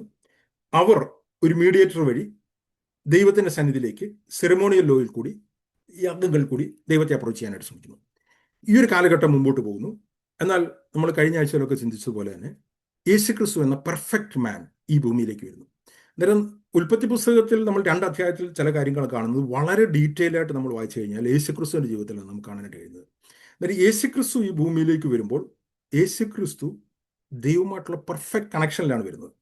വേറെ രീതിയിൽ പറഞ്ഞു കഴിഞ്ഞാൽ യേശുക്രിസ്തുവിന്റെ ജീവിതം എന്ന് പറയുന്നത് ദൈവം തലയായിട്ടിരുന്നുകൊണ്ട് ഒരു ബോഡി എങ്ങനെയാണ് ഫങ്ഷൻ ചെയ്യുന്നത് എന്നുള്ള എക്സാക്ട് റെപ്രസെൻറ്റേഷൻ നമുക്ക് യേശുക്രിസ്തുവിന്റെ ജീവിതത്തിൽ നമുക്ക് കാണാനായിട്ട് കഴിയും, അല്ലേ? കർത്താവ് ഒരു ശരീരം പോലെയാണ് വർക്ക് ചെയ്യുന്നത്, തലയുടെ കീഴിൽ പ്രവർത്തിക്കുന്ന ഒരു പെർഫെക്റ്റ് ബോഡി പോലെ. അത് ബൈബിളിൽ പറയുന്നുണ്ട്. 1 കൊരിന്ത്യർ 13-ാമത്തെ അധ്യായത്തിന്റെ 3-ാമത്തെ വാക്യത്തിൽ പറയുന്നുണ്ട്, യേശുക്രിസ്തുവിന്റെ തല ദൈവം എന്ന് പറയുന്നുണ്ട്. അത് നമ്മൾ എങ്ങനെയാണ് ആ ബോഡി ഫങ്ഷൻ ചെയ്തത് എന്നുള്ളത് നമ്മൾ സുവിശേഷങ്ങൾ വായിച്ചു കഴിഞ്ഞാൽ, പ്രത്യേകിച്ച് യോഹന്നാന്റെ സുവിശേഷം വായിച്ചു കഴിഞ്ഞാൽ, കാരണം യോഹന്നാന്റെ സുവിശേഷത്തിലാണ് യേശുക്രിസ്തുവിന്റെ വാക്കുകൾ കൂടുതലായിട്ടും യേശുക്രിസ്തു തന്നെ പറ്റി പറയുന്നതും തൻ്റെ വാക്കുകളായിട്ട് പറയുന്നതും പ്രവൃത്തികളെ കൂടുതൽ പറയുന്നത്. അന്നേരം അവിടെ നമ്മൾ വായിച്ചു കഴിഞ്ഞാൽ യേശുക്രിസ്തു എങ്ങനെയായിരുന്നു ജീവിച്ചതെന്ന് മനസ്സിലാക്കാനായിട്ട് കഴിയും. യേശുക്രിസ്തുവിന്റെ ഈ ജീവിതത്തിന്റെ ഉടനീളം കർത്താവ് റിപ്പീറ്റഡായിട്ട് പറയുന്ന ചില വാക്കുകളുണ്ട്. അതെന്ന് പറഞ്ഞു കഴിഞ്ഞാൽ എനിക്ക് സ്വയമായിട്ട് ഒന്നും ചെയ്യാൻ കഴിയത്തില്ലെന്നാണ്. ഞാൻ ആ വാക്യങ്ങൾ വേണമെങ്കിൽ വായിക്കാം. യോഹന്നാന്റെ സുവിശേഷം 5-ാമത്തെ അധ്യായത്തിന്റെ 30-ാമത്തെ വാക്യം അവിടെ എഴുതിയിരിക്കുകയാണ്, I can do nothing of myself, I hear and I judge. എനിക്ക് സ്വതവേ ഒന്നും ചെയ്യാനായിട്ട് കഴിയത്തില്ലെന്നാണ് പറഞ്ഞിരിക്കുന്നത്. യോഹന്നാന്റെ സുവിശേഷം 8:28, I do nothing on my authority but I speak just as the Father told me. അന്നേരം എനിക്ക് ഒന്നും ചെയ്യാനായിട്ട് കഴിയത്തില്ല എന്ന് പറഞ്ഞു കഴിഞ്ഞാൽ എന്താണ് യേശുക്രിസ്തു ഉദ്ദേശിക്കുന്നത്?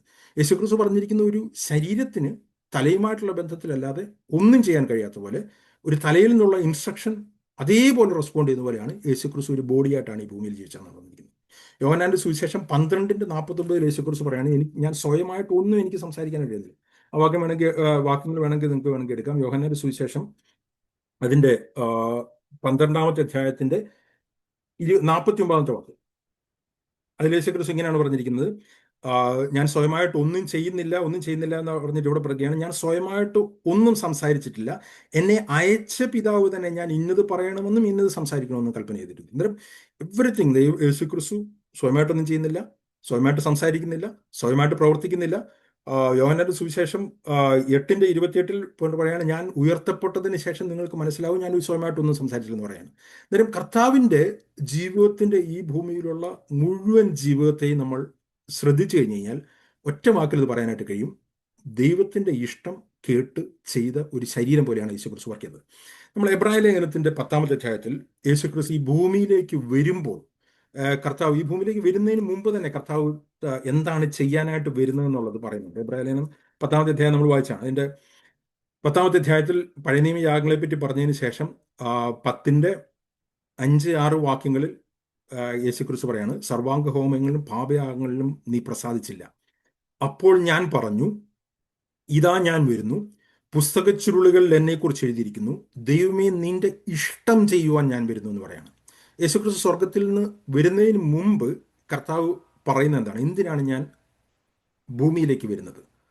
അത് നിന്റെ ഇഷ്ടം ചെയ്യാനായിട്ടാണെന്നാണ് പറഞ്ഞിരിക്കുന്നത്. അന്നേരം കർത്താവ് ഭൂമിയിലേക്ക് വരുന്നതിന് മുമ്പ് തന്നെ അതാണ് പറഞ്ഞത്.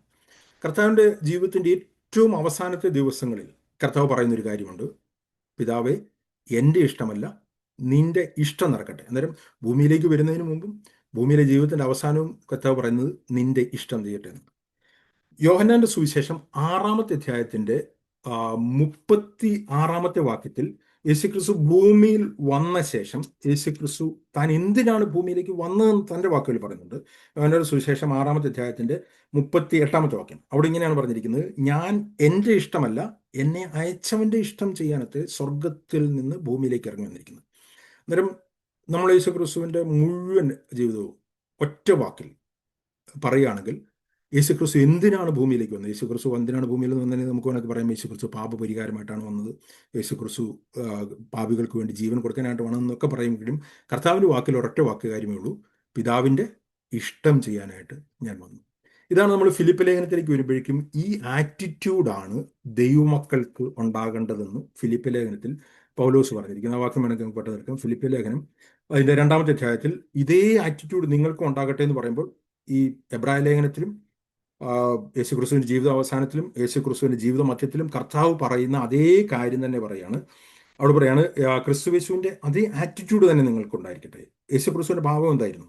അവൻ ദൈവരൂപത്തിലിരിക്കെ ദൈവത്തോടുള്ള സമത്വം മുറുകെ പിടിക്കണമെന്ന് വിചാരിക്കാതെ ദാസരൂപം എടുത്തു, തന്നെത്താൻ ഒഴിച്ച് തന്നെത്താൻ താഴ്ത്തി, ക്രൂശിലെ മരണത്തോളം അനുസരണമുള്ളവർ. അന്നേരം സ്വർഗത്തിൽ നിന്ന് ദൈവത്തിൻ്റെ ഇഷ്ടം അനുസരിക്കാനായിട്ട് ഡിസിഷൻ എടുത്തു, ഭൂമിയിലേക്ക് ഇറങ്ങി വന്നു, ദൈവത്തിൻ്റെ ഇഷ്ടം ഭൂമിയിൽ ചെയ്തു, ദൈവത്തിൻ്റെ ഇഷ്ടം ക്രൂശിൽ നിവർത്തിച്ചു. അങ്ങനെ ആ ഇഷ്ടത്തിൽ കൂടിയാണ് നമ്മൾ പരിപൂർണ്ണരാക്കപ്പെട്ടതെന്ന് പറയുന്നത്. അന്നേരം ഞാൻ എന്താണ് പറഞ്ഞു വരുന്നത് വെച്ച് കഴിഞ്ഞാൽ, ചുരുക്കി പറഞ്ഞു കഴിഞ്ഞാൽ, കർത്താവിൻ്റെ ഈ ഭൂമിയിലെ ജീവിതം എന്ന് പറയുന്നത് ഒരു ബോഡി ഒരു തലയ്ക്ക് പരിപൂർണമായിട്ടും കീഴടങ്ങി ഫങ്ഷൻ ചെയ്യുന്നത് പോലെയായിരുന്നു. എന്നാൽ നമ്മൾ അതൊരു പരിപൂർണമായിട്ടുള്ള സന്തോഷത്തോടു കൂടിയാണ് കർത്താവ് ചെയ്തത്. എബ്രായ ലേഖനത്തിൽ യേശുക്രിസ്തുവിൻ്റെ ആ വരവിനെ പറ്റി പറഞ്ഞിരിക്കുന്നത്, ദൈവമേ നിന്റെ ഇഷ്ടം ചെയ്യാൻ ഞാൻ വരുന്നു എന്നാണ് പറഞ്ഞിരിക്കുന്നത്. അതൊരു പഴയ നിയമ സങ്കീർത്തനത്തിലെ ഒരു കൊട്ടേഷനാണ്. ആ പഴയ നിയമ സങ്കീർത്തനം നമ്മൾ എടുത്തു വായിച്ചു കഴിഞ്ഞാൽ, ദൈവമേ നിന്റെ ഇഷ്ടം ചെയ്യുവാൻ ഞാൻ പ്രിയപ്പെടുന്നു എന്നാണ് പറഞ്ഞിരിക്കുന്നത്. അന്നേരം നമ്മൾ മനസ്സിലാക്കണം, കർത്താവ് പിതാവിൻ്റെ ഇഷ്ടം ചെയ്തത് ഒരു ബുദ്ധിമുട്ടുള്ള അവസ്ഥയിലല്ല, പ്രിയപ്പെട്ടുകൊണ്ടാണ് കർത്താവിൻ്റെ ഇഷ്ടം ചെയ്യുന്നത്, അല്ലേ? എന്നാൽ ഒരു സ്ഥലത്ത് മാത്രം നമ്മൾക്ക് ദൈവത്തിൻ്റെ ഇഷ്ടം ചെയ്യുവാനായിട്ട് യേശുക്രിസ്തു മടി കാണിക്കുന്ന പോലെ, മടി കാണിക്കുന്നു എന്നുള്ള വാക്ക് കറക്റ്റ് അല്ല, എൻ്റെ വാക്കുകൾ കറക്റ്റായിട്ട് കൺവേ ചെയ്യുന്നില്ലെങ്കിൽ ക്ഷമിക്കുക, ഇല്ലെങ്കിൽ ഒരു ഓൾട്ടർനേറ്റീവ് ചോയ്സ് ചോദിക്കുന്ന പോലെ നമുക്ക് കാണാനായിട്ട് കഴിയും, അല്ലേ? നമുക്കറിയാം, അത് ലൂക്കോസിൻ്റെ സുവിശേഷത്തിൽ, മത്തായിയുടെ സുവിശേഷത്തിലെല്ലാം പറയുന്നുണ്ട്. ഗെത്സമനയിൽ വെച്ചിട്ട് കർത്താവ് ആദ്യമായിട്ട് ഒരേ ഒരിക്കലാണ് അങ്ങനെ ഒരു കാര്യം നമ്മൾ കാണുന്നത്: if possible let this cup pass from me. ദൈവമേ, വേറൊരു ഓൾട്ടർനേറ്റീവ് മാർഗമുണ്ടോ ഇതിന് അതല്ലാതെ? എന്നിട്ടാണ് പറഞ്ഞിരിക്കുന്നത്, എങ്കിലും എൻ്റെ ഇഷ്ടമല്ല നിൻ്റെ ഇഷ്ടം തന്നെ. അങ്ങനെ ഒരിക്കലും കർത്താവ് പറഞ്ഞിട്ടില്ല. കർത്താവ് സ്വർഗത്തിൽ നിന്ന് ഇറങ്ങി വരുമ്പോൾ മുതൽ ജീവിതത്തിൻ്റെ ഉടനീളം കർത്താവ് പറഞ്ഞിരിക്കുന്നത്, പിതാവിൻ്റെ ഇഷ്ടം ചെയ്യുന്നതാണ് എൻ്റെ ആഹാരം എന്നാണ് പറഞ്ഞിരിക്കുന്നത്. അന്നേരം അത്രയ്ക്ക് സന്തോഷത്തോടുകൂടിയാണ് കർത്താവ് ചെയ്തതെന്നുള്ളത് കാണാനായിട്ട്. പക്ഷേ ഇവിടെ കർത്താവിന് ഒരു ഡിഫിക്കൽറ്റി കാണുന്നുണ്ട്. എന്തുകൊണ്ടാണ് അവിടെ എന്ന് വെച്ച് കഴിഞ്ഞാൽ, അവിടെയാണ് യേശുക്രിസ്തു പിതാവുമായിട്ട് സെപ്പറേറ്റർ ആവുന്നത്. ഞാൻ അതിൻ്റെ വിശദീകരണത്തിലേക്ക് പോകുന്നില്ല, അത് വലിയൊരു തിയോളജിക്കൽ കാര്യമാണ്. എങ്കിലും ഞാൻ ജസ്റ്റ് പറഞ്ഞു പോകുന്നു മാത്രമേ ഉള്ളൂ. എന്ന് വെച്ച് കഴിഞ്ഞാൽ, എന്തിനാണ് എന്ന് വെച്ച് കഴിഞ്ഞാൽ, അതുവഴിയാണ് നമുക്ക് ദൈവമായിട്ടുള്ളൊരു കണക്ഷനിൽ ഒരു ബോഡി എന്ന രീതിയിൽ ഫങ്ഷൻ ചെയ്യാനായിട്ട് കഴിയുള്ളൂ. ആ ഒരു കാര്യത്തിലേക്ക് നമ്മളെ കൊണ്ടുവരുന്നതിന് വേണ്ടിയിട്ട് ദൈവമായിട്ടുള്ള സെപ്പറേഷനിലേക്ക് കർത്താവ് കടന്നു പോവുകയാണ്. അവിടെയാണ് കർത്താവ് ആദ്യമായിട്ട് പറഞ്ഞിരിക്കുന്നത്, ദൈവമേ, 3 പ്രാവശ്യം കർത്താവ് ഇതേ കാര്യം പ്രാർത്ഥിക്കുന്നതായിട്ട് കാണുന്നുണ്ട്. കർത്താവ് എന്ത് വെച്ച് കഴിഞ്ഞാൽ, അത് റോമാലേഖനത്തിൽ പൗലോസ് വിശദീകരിക്കുന്നുണ്ട്. അവിടെ വെച്ചിട്ട് കർത്താവ് ആ കപ്പിൽ കൂടി മനുഷ്യവർഗത്തിൻ്റെ പാപവും കണ്ടംനേഷനും ജഡ്ജ്മെന്റ്, യോഹന്നാന്റെ സുവിശേഷം 16-ാമത്തെ അധ്യായത്തിൽ ഞാൻ പറഞ്ഞിരിക്കുന്ന പോലെ, പാപത്തെപ്പറ്റിയും നീതിയെപ്പറ്റിയും ന്യായവിധിയെപ്പറ്റിയും കൺവിക്ഷൻ വരുന്നു പറഞ്ഞിരിക്കുന്ന പോലെ, ആ ഗിൽട്ട് മുഴുവൻ, മനുഷ്യവർഗത്തിൻ്റെ കണ്ടംനേഷനും ജഡ്ജ്മെന്റും ഗിൽട്ടും എല്ലാം യേശുക്രിസ്തു ക്രൂശിൽ ഏറ്റെടുക്കുകയാണ്. റോമാലേഖനം 8-ാമത്തെ അധ്യായത്തിൽ ആ ഒരു അടിസ്ഥാനത്തിലാണ് പൗലോസ് പറഞ്ഞിരിക്കുന്നത്, ഇപ്പോൾ ക്രിസ്തുവേശുവുള്ളവർക്ക് ഒരു ശിക്ഷാവിധിയില്ല. അതുകൊണ്ട് റോമാലേഖനം 8-ാമത്തെ അധ്യായത്തിന് 1-ാമത്തെ പറയുന്നത്, അതുകൊണ്ട് ഇപ്പോൾ now there is no condemnation for those who are in Christ Jesus. എന്നിട്ട് അത് എന്തുകൊണ്ടാണെന്നുള്ളത് പറഞ്ഞിരിക്കുകയാണ്. താഴേക്ക് വരുമ്പോൾ പറയുകയാണ്, ജഡത്താലുള്ള ബലഹീന നിമിത്തം ന്യായപ്രമാണത്തിൽ കഴിയാഞ്ഞതിനെ സാധിക്കുവാൻ ദൈവം തൻ്റെ പുത്രനെ പാപജടത്തിന്റെ സാദൃശ്യത്തിലും പാപം നിമിത്തവും അയച്ചു. പാപത്തിന് ജഡത്തിൽ ശിക്ഷ വിധിച്ചു. God condemned sin in the flesh of Jesus Christ. അന്നേരം അവിടെ കണ്ടംനേഷൻ അവിടെ നടന്നു എന്ന് തന്നെയാണ് പറഞ്ഞിരിക്കുന്നത്. ഇതെല്ലാവരും ഒന്നും വിശ്വസിക്കുന്ന കാര്യമല്ല. എനിക്കത് വളരെ ഡീറ്റെയിൽ ആയിട്ട് വിശദീകരിക്കാനുള്ള സമയമില്ല. പക്ഷേ ഞാൻ ഒരു കാര്യം പറയാനായിട്ട് ആഗ്രഹിക്കുകയാണ്. മനുഷ്യവർഗത്തിൻ്റെ കണ്ടംനേഷൻ, ഗിൽട്ട്, ശിക്ഷാവിധി എല്ലാം യേശുക്രിസ്തു ക്രൂശിൽ ഏറ്റെടുത്തുകൊണ്ട് ആ ഇഷ്ടത്തിൽ കൂടി നമ്മൾ എന്നേക്കുമായിട്ട് വിശുദ്ധീകരിക്കപ്പെട്ടിരിക്കുന്നു എന്നാണ് എബ്രായ ലേഖനകർത്താവ് പറയുന്നത്. ഈ കാര്യം വിശദീകരിക്കുമ്പോൾ തന്നെയാണ് എബ്രായ ലേഖനകർത്താവ് പറഞ്ഞിരിക്കുന്നത് ആ ഇഷ്ടത്തിൽ, ബൈ ദാറ്റ് വിൽ, ആ യേശുക്രിസ്തുവിൻ്റെ ആ ജീവിതത്തിൻ്റെ ഉടനീളത്തിൽ കൂടി കർത്താവ് സാധിച്ച ആ ഇഷ്ടത്തിൻ്റെ ഏറ്റവും അവസാനത്തെ ആ പോയിന്റ് ആയിരുന്നു യേശുക്രിസ്തുവിൻ്റെ ശരീരയാഗം. ആ ഇഷ്ടത്തിൽ കൂടി നാം യേശുക്രിസ്തു ഒരിക്കലായി കഴിച്ച ശരീരയാഗത്താൽ വിശുദ്ധീകരിക്കപ്പെട്ടിരിക്കുന്നതാണ് പറഞ്ഞിരിക്കുന്നത്. 14-ാമത്തെ വാക്യത്തിൽ പറയാണ്, ഏകയാഗത്താൽ അവൻ വിശുദ്ധീകരിക്കപ്പെടുന്നവർക്ക് സദാകാലത്തേക്കും സകല ഗുണവർത്തി വരുത്തിയിരിക്കുന്നത്. കാര്യം ഇതാണ് ഒരു വ്യക്തിയുടെ ദൈവസന്നിധിയിലെ ബോൾഡ്നസ്. ഇതാണ് ഞാൻ കഴിഞ്ഞ ആഴ്ചയിലെല്ലാം വിശദീകരിച്ചത്. ഇതാണ് എബ്രായ ലേഖനകർത്താവ് വിശദീകരിക്കുന്നത്. കാര്യം ഇങ്ങനെയൊരു യേശുക്രിസ്തു ക്രൂശിൽ ഏറ്റെടുത്ത കണ്ടംനേഷനും ഗിൽട്ടും, കൊരിന്ത്യലേഖനത്തിൽ പൗലോസ് പറയുന്നത് നാം ദൈവത്തിൻ്റെ നീതിയാകേണ്ടതിന് അവൻ നമുക്ക് വേണ്ടി പാപമാക്കപ്പെട്ടു. അതായത് എല്ലാ കാര്യങ്ങളും കർത്താവ് ക്രൂശിലെടുത്തുകൊണ്ട് ഇൻ എക്സ്ചേഞ്ച് കർത്താവിനെ പോലെ തന്നെ നമ്മുടെ ആത്മാവിൽ വിശുദ്ധീകരിച്ചിരിക്കുന്നു. ആ ഒരു ബോൾഡ്നെസ്സിലാണ് നമ്മൾ കർത്താവിൻ്റെ സന്നിധിയിലേക്ക് അടച്ചിരുന്നത്. എപ്പോഴും അങ്ങനെയാണ്. അതാണ് ദൈവം നമ്മളെക്കുറിച്ച് ആഗ്രഹിക്കും. ഓക്കെ, ഞാനതല്ല പറയാനായിട്ട് വന്നത്. എന്നിട്ട് ഞാൻ പറഞ്ഞു വന്നതെന്ന് വെച്ച് കഴിഞ്ഞാൽ, എബ്രായ ലേഖന കർത്താവ് പറയുന്നത് യേശുക്രിസ്തുവിൻ്റെ മഹാപുരോഹിത ശുശ്രൂഷയെ പറ്റിയാണ്, ഇല്ലെങ്കിൽ യേശുക്രിസ്തുവിൻ്റെ ശരീരയാഗത്തെ പറ്റിയാണ്. കാരണം എബ്രായ ലേഖന കർത്താവിൻ്റെ കോൺടെക്സ്റ്റ് അതാണ്. എബ്രായ ലേഖന കർത്താവ് ഒരു ശരീരമായിട്ടുള്ള ദൈവസഭയെ പറ്റി വളരെ ഡീറ്റെയിൽ ആയിട്ട് പറയുന്നില്ല. കാരണം എബ്രായ ലേഖന കർത്താവ് എംഫസൈസ് ചെയ്യുന്ന വേറൊരു കാര്യമായതുകൊണ്ട് ന്യൂ കവനന്റിൽ കൂടി കർത്താവ് എന്താണ് സ്ഥാപിച്ചതെന്ന് മാത്രമേ പറയുന്നുള്ളൂ. എന്നാൽ കർത്താവിൻ്റെ ആ യേശുക്രിസ്തു മരണത്തിൽ നിന്ന് ജീവന്റെ ശക്തിയാൽ, നശിച്ചു പോകാത്ത ജീവന്റെ ശക്തിയാൽ ഉയർത്തെഴുന്നേറ്റ് ദൈവത്തിന്റെ വലത്തുഭാഗത്തൊരു മഹാപുരോഹിതനായി ഇരിക്കുമ്പോൾ തന്നെ വേറൊരു കാര്യം കൂടി നടക്കുന്നു എന്നുള്ളത് കൊലോസ്യ ലേഖനത്തിലും എഫേസ് ലേഖനത്തിലും പൗലോസ് വിശദീകരിക്കുന്നുണ്ട്. ഈ കൊലോസ്യ ലേഖനത്തിന്റെയും എഫേസ് ലേഖനത്തിന്റെയും പ്രത്യേകത എന്ന് വെച്ച് കഴിഞ്ഞാൽ, അത് യേശുക്രിസ്തു എന്ന തലയെപ്പറ്റിയും യേശുക്രിസ്തു തലയായിട്ടിരിക്കുന്ന ശരീരമായിട്ടുള്ള ദൈവസഭയെ പറ്റിയും പൗലോസ് രണ്ട് ആസ്പെക്റ്റിൽ വിശദീകരിക്കുന്നതാണ്. ഈ രണ്ടും ഏകദേശം ഒരേ കാര്യങ്ങളാണ് പറയുന്നതെങ്കിലും എംഫസൈസിൽ വ്യത്യാസമുണ്ട്. കൊലോസ്യ ലേഖനം, എഫേസ് ലേഖനം, ഇത് രണ്ടുകൂടെ പഠിച്ചു കഴിഞ്ഞാൽ മാത്രമേ നമുക്കൊരു പൂർണ്ണമായിട്ടുള്ള പിക്ചർ കിട്ടത്തുള്ളൂ. അന്നേരം എന്താണ് യേശുക്രിസ്തുവിൻ്റെ റെസറക്ഷനിൽ കൂടി നടന്നത് എന്ന് എബ്രായ ലേഖന കർത്താവ് പറയുമ്പോൾ, അഴിഞ്ഞു പോകാത്ത ജീവന്റെ ശക്തിയാൽ അവൻ മൽക്കീസദേക്കിന് ക്രമപ്രകാരമുള്ള മഹാപുരോഹിതനായിട്ട് ഉയർത്തെഴുന്നേറ്റു എന്ന് എബ്രായ ലേഖന കർത്താവ് പറയുമ്പോൾ, കൊലോസ്യ ലേഖനത്തിൽ പൗലോസ് വിശദീകരിക്കുന്നത് വേറെ രീതിയിലാണ്. ആ ഉയർത്തെഴുന്നേൽപ്പിൽ കൂടി യേശുക്രിസ്തു ദൈവസഭ എന്ന ശരീരത്തിന്റെ തലയായിത്തീരുകയും ചെയ്തു. കൊലോസ്യ ലേഖനം അതിന്റെ 1-ാമത്തെ അധ്യായത്തിന്റെ 18-ാമത്തെ വാക്യത്തിൽ പറയാണ്, യേശുക്രിസ്തുവിന്റെ മരണപുനരുത്ഥാനത്തെ പറ്റി തന്നെയാണ് പറഞ്ഞിരിക്കുന്നത്. അവൻ സഭ എന്ന ശരീരത്തിന്റെ തലയുമാകുന്നു, അങ്ങനെ ആയിത്തീരേണ്ടതിന് അവൻ ആരംഭവും മരിച്ചവരിൽ നിന്ന് ആദ്യനായിട്ട് ഉയർത്തെഴുന്നേറ്റവനും. അന്നേരം യേശുക്രിസ്തുവിന്റെ മരണപുനരുത്ഥാനത്തിൽ കൂടി എന്ത് സംഭവിച്ചു? യേശുക്രിസ്തു ദൈവസഭയുടെ തലയായിത്തീരുന്നു.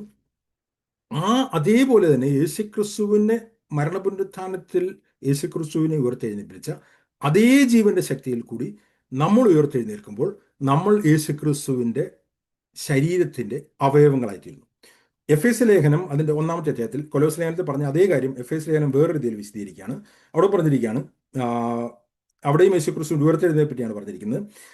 20-ാമത്തെ വാക്യം, അങ്ങനെ അവൻ എന്ന് പറഞ്ഞ പരിശുദ്ധാത്മാവ് യേശുക്രിസ്തുവിനെ മരണത്തിൽ നിന്ന് ഉയർത്തെഴുന്നേൽപ്പിച്ച ജീവന്റെ ശക്തിയെ പറ്റിയാണ് പറഞ്ഞത്. അങ്ങനെ അവൻ ക്രിസ്തുവിലും വ്യാപരിച്ച് അവനെ മരിച്ചവരിൽ ഉയർത്തെഴുന്നേൽപ്പിക്കുകയും സ്വർഗത്തിൽ ദൈവത്തിന്റെ വലത്തു ഭാഗത്ത് എല്ലാ വാഴ്ചയ്ക്കും അധികാരത്തിനും ശക്തിക്കും കർത്തൃത്വത്തിനും ഈ ലോകത്തിൽ മാത്രമല്ല വരുവാനിരിക്കുന്നതിന് സകലനാമത്തിനും അത്യന്തം മീതയിരുത്തുകയും സകലവും അവന്റെ കാൽ കീഴാക്കി വെച്ച് അവനെ സർവ്വത്തിനും മീതെ തലയാക്കി എന്ന് പറഞ്ഞിരിക്കുക. അന്നേരം രണ്ട് കാര്യം പറഞ്ഞിരിക്കുകയാണ്. എബ്രായ ലേഖനത്തിലും ഇതേ കാര്യം തന്നെയാണ് പറഞ്ഞിരിക്കുന്നത്. ഉയർത്തെഴുന്നേറ്റ് യേശുക്രിസ്തു ദൈവത്തിന്റെ വലത്തുഭാഗത്തിരുന്ന് മഹാപുരോഹിതനായിട്ട് ശുശ്രൂഷ ചെയ്യുന്നു. എന്നാൽ അതേപോലെ തന്നെ എഫേസ് ലേഖനത്തിലേക്ക് വരുമ്പോൾ പൗലോസ് പറയുന്നത് അപ്പോൾ തന്നെ സംഭവിച്ചൊരു കാര്യമുണ്ട്, അവൻ സഭ എന്ന ശരീരത്തിന്റെ തലയുമായി തീർന്നു. എന്നാൽ ആ ശരീരത്തിന്റെ അവയവങ്ങളായിത്തീരുന്നത് എങ്ങനെയാണെന്നാണ് പറഞ്ഞിരിക്കുന്നത്. അവിടെ പറഞ്ഞിരിക്കുകയാണ്, എല്ലാത്തിനെയും നിറയ്ക്കുന്ന അവന്റെ ശരീരത്തിന്റെ സഭയായിട്ട് തീരിക്കുന്നു. എന്നിട്ട് പറയാണ് 5-ാമത്തെ വാക്യത്തിൽ 2-ന്റെ 5 പറയുകയാണ്, അതിക്രമങ്ങൾ മരിച്ചവരെ നമ്മെയും ക്രിസ്തുവിനോട് കൂടെ തന്നെ ജീവിപ്പിക്കുകയും ചെയ്തു. അങ്ങനെ യേശുക്രിസ്തുവിന്റെ രക്തത്താൽ നമ്മൾ വീണ്ടെടുക്കപ്പെടുകയും അതേ ജീവന്റെ ശക്തിയിൽ പത്രോസ് പറഞ്ഞിരിക്കുന്ന പോലെ കെടുന്ന ബീജത്താലല്ല കെടാത്തതിനാൽ ജീവനുള്ളതും നിലനിൽക്കുന്നതുമായിട്ടുള്ള ആ ദൈവവനത്താലും പരിശുദ്ധാത്മാവിനാലും നമ്മളും ജീവൻ പ്രാപിച്ച് കർത്താവിന്റെ ശരീരത്തിൻ്റെ ഭാഗമായി തീരുകയും നമ്മളൊരു ബോഡിയുടെ പാർട്ടായിട്ട് വീണ്ടും ഉൽപ്പത്തിയിലെ പോലെ തന്നെ ഒരു മീഡിയേറ്ററുടെ ആവശ്യമില്ലാതെ യേശുക്രിസ്തു എന്ന തലയുമായിട്ട് ബന്ധപ്പെടുകയാണ്.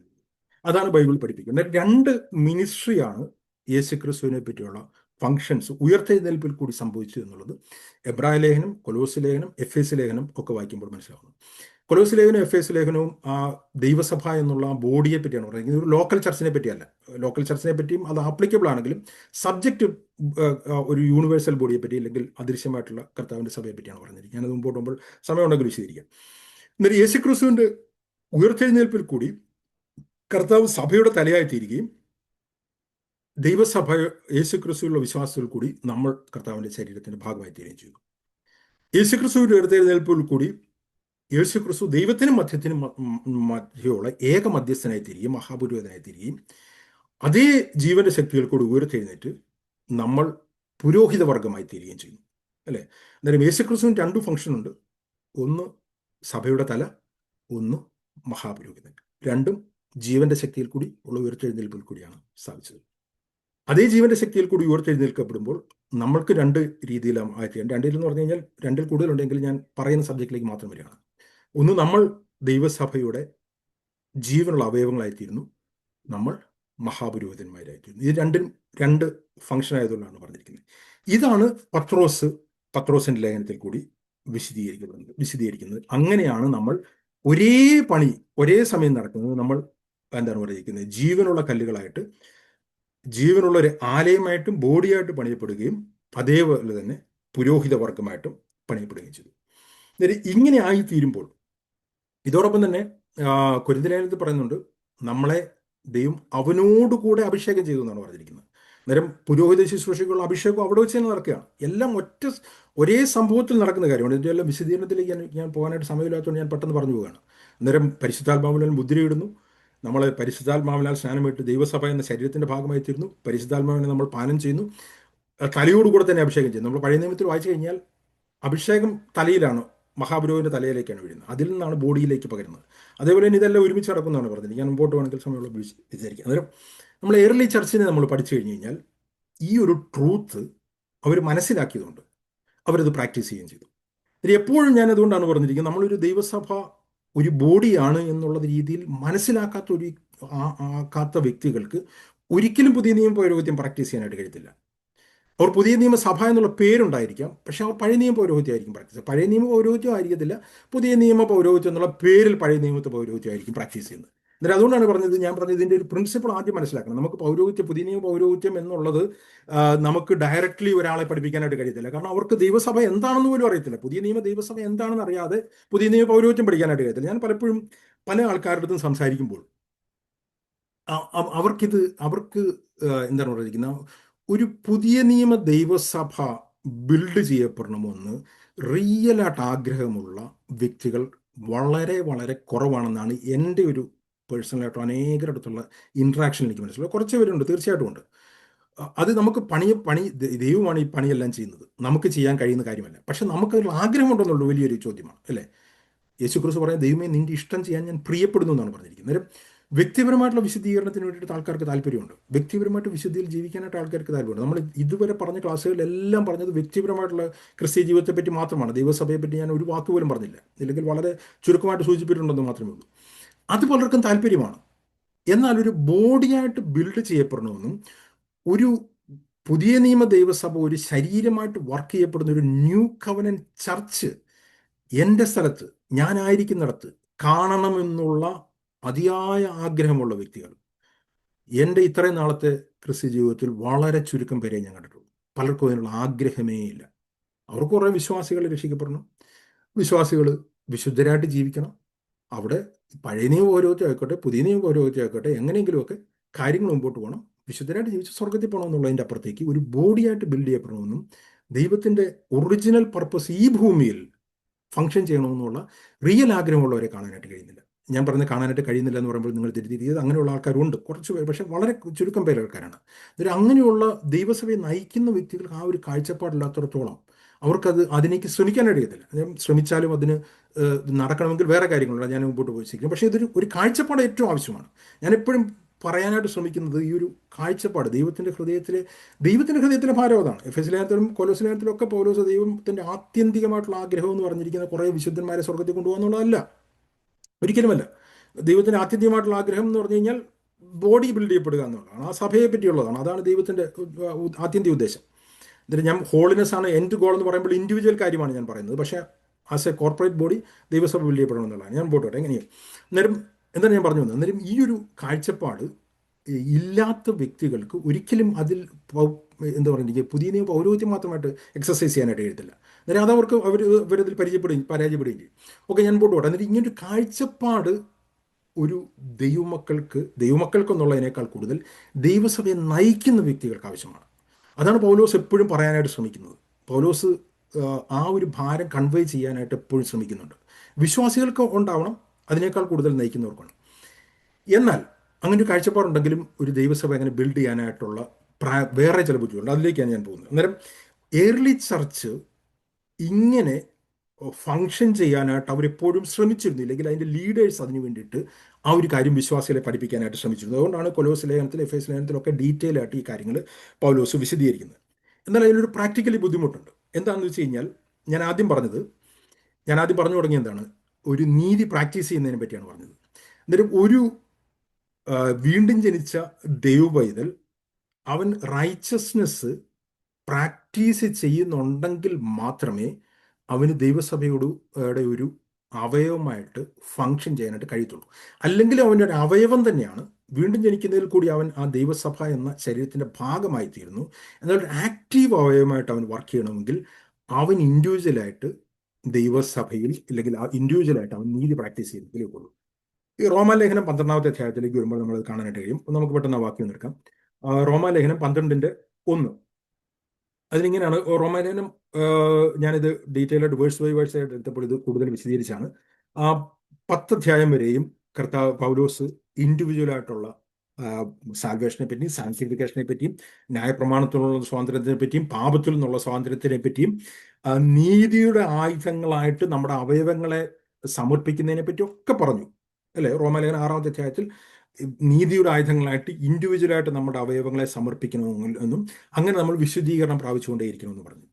ഇതിൻ്റെ 10 കഴിഞ്ഞിട്ടുള്ള കണ്ടിന്യൂവേഷൻ 12-ലാണ് തുടരുന്നത്. ഇതിനിടയ്ക്ക് വേറെ വിഷയങ്ങൾ സംസാരിച്ചിട്ട് 12-ൽ പറയാണ്, അതിന് തുടർച്ച പറയാണ്. സഹോദരന്മാരെ, ഞാൻ ദൈവത്തിൻ്റെ മനസ്സലിവ് നിങ്ങളെ ഓർപ്പിച്ച് നിങ്ങളെ പ്രബോധിപ്പിക്കുന്നത്, നിങ്ങൾ ബുദ്ധിയുള്ള ആരാധനയായി നിങ്ങളുടെ ശരീരങ്ങളെ ജീവനും വിശുദ്ധിയും ദൈവത്തിന് പ്രസാദവുമുള്ള യാഗമായിട്ട് സമർപ്പിപ്പിൻ. ഈ ലോകത്തിന് രൂപമാകാതെ നന്മയും പ്രസാദവും പൂർണ്ണതയുള്ള ദൈവഹിതം എന്ന് തിരിച്ചറിയേണ്ടതിന് മനസ്സ് പുതുക്കി രൂപാന്തരപ്പെടും. ഇതിന് 2 കാര്യങ്ങൾ പറയുന്നുണ്ട്. രക്ഷിക്കപ്പെട്ട വ്യക്തികൾ, പാപത്തിലും സ്വതന്ത്രരായ വ്യക്തികൾ, ന്യായപ്രമാണത്തിലും സ്വതന്ത്രരായ വ്യക്തികൾ, അവർക്ക് അവരുടെ മനസ്സ് അവർ പുതുക്കണം. ഈ ലോകത്തിൻ്റെ അനുരൂപമായ മനസ്സ് അവർ പുതുക്കി അത് എന്താണ് ദൈവത്തിൻ്റെ ഇഷ്ടം തിരിച്ചറിയേണ്ടതിന് അവരുടെ മനസ്സ് പുതുക്കി അവർ രൂപാന്തരപ്പെട്ടുകൊണ്ടിരിക്കണം. മനസ്സ് അവരുടെ ശരീരങ്ങളെ ജീവനും വിശുദ്ധിയുമുള്ള യാഗങ്ങളായിട്ട് ദൈവത്തിന് ഉപയോഗമുള്ള ഇൻസ്ട്രുമെൻ്റായിട്ട് സമർപ്പിക്കണം.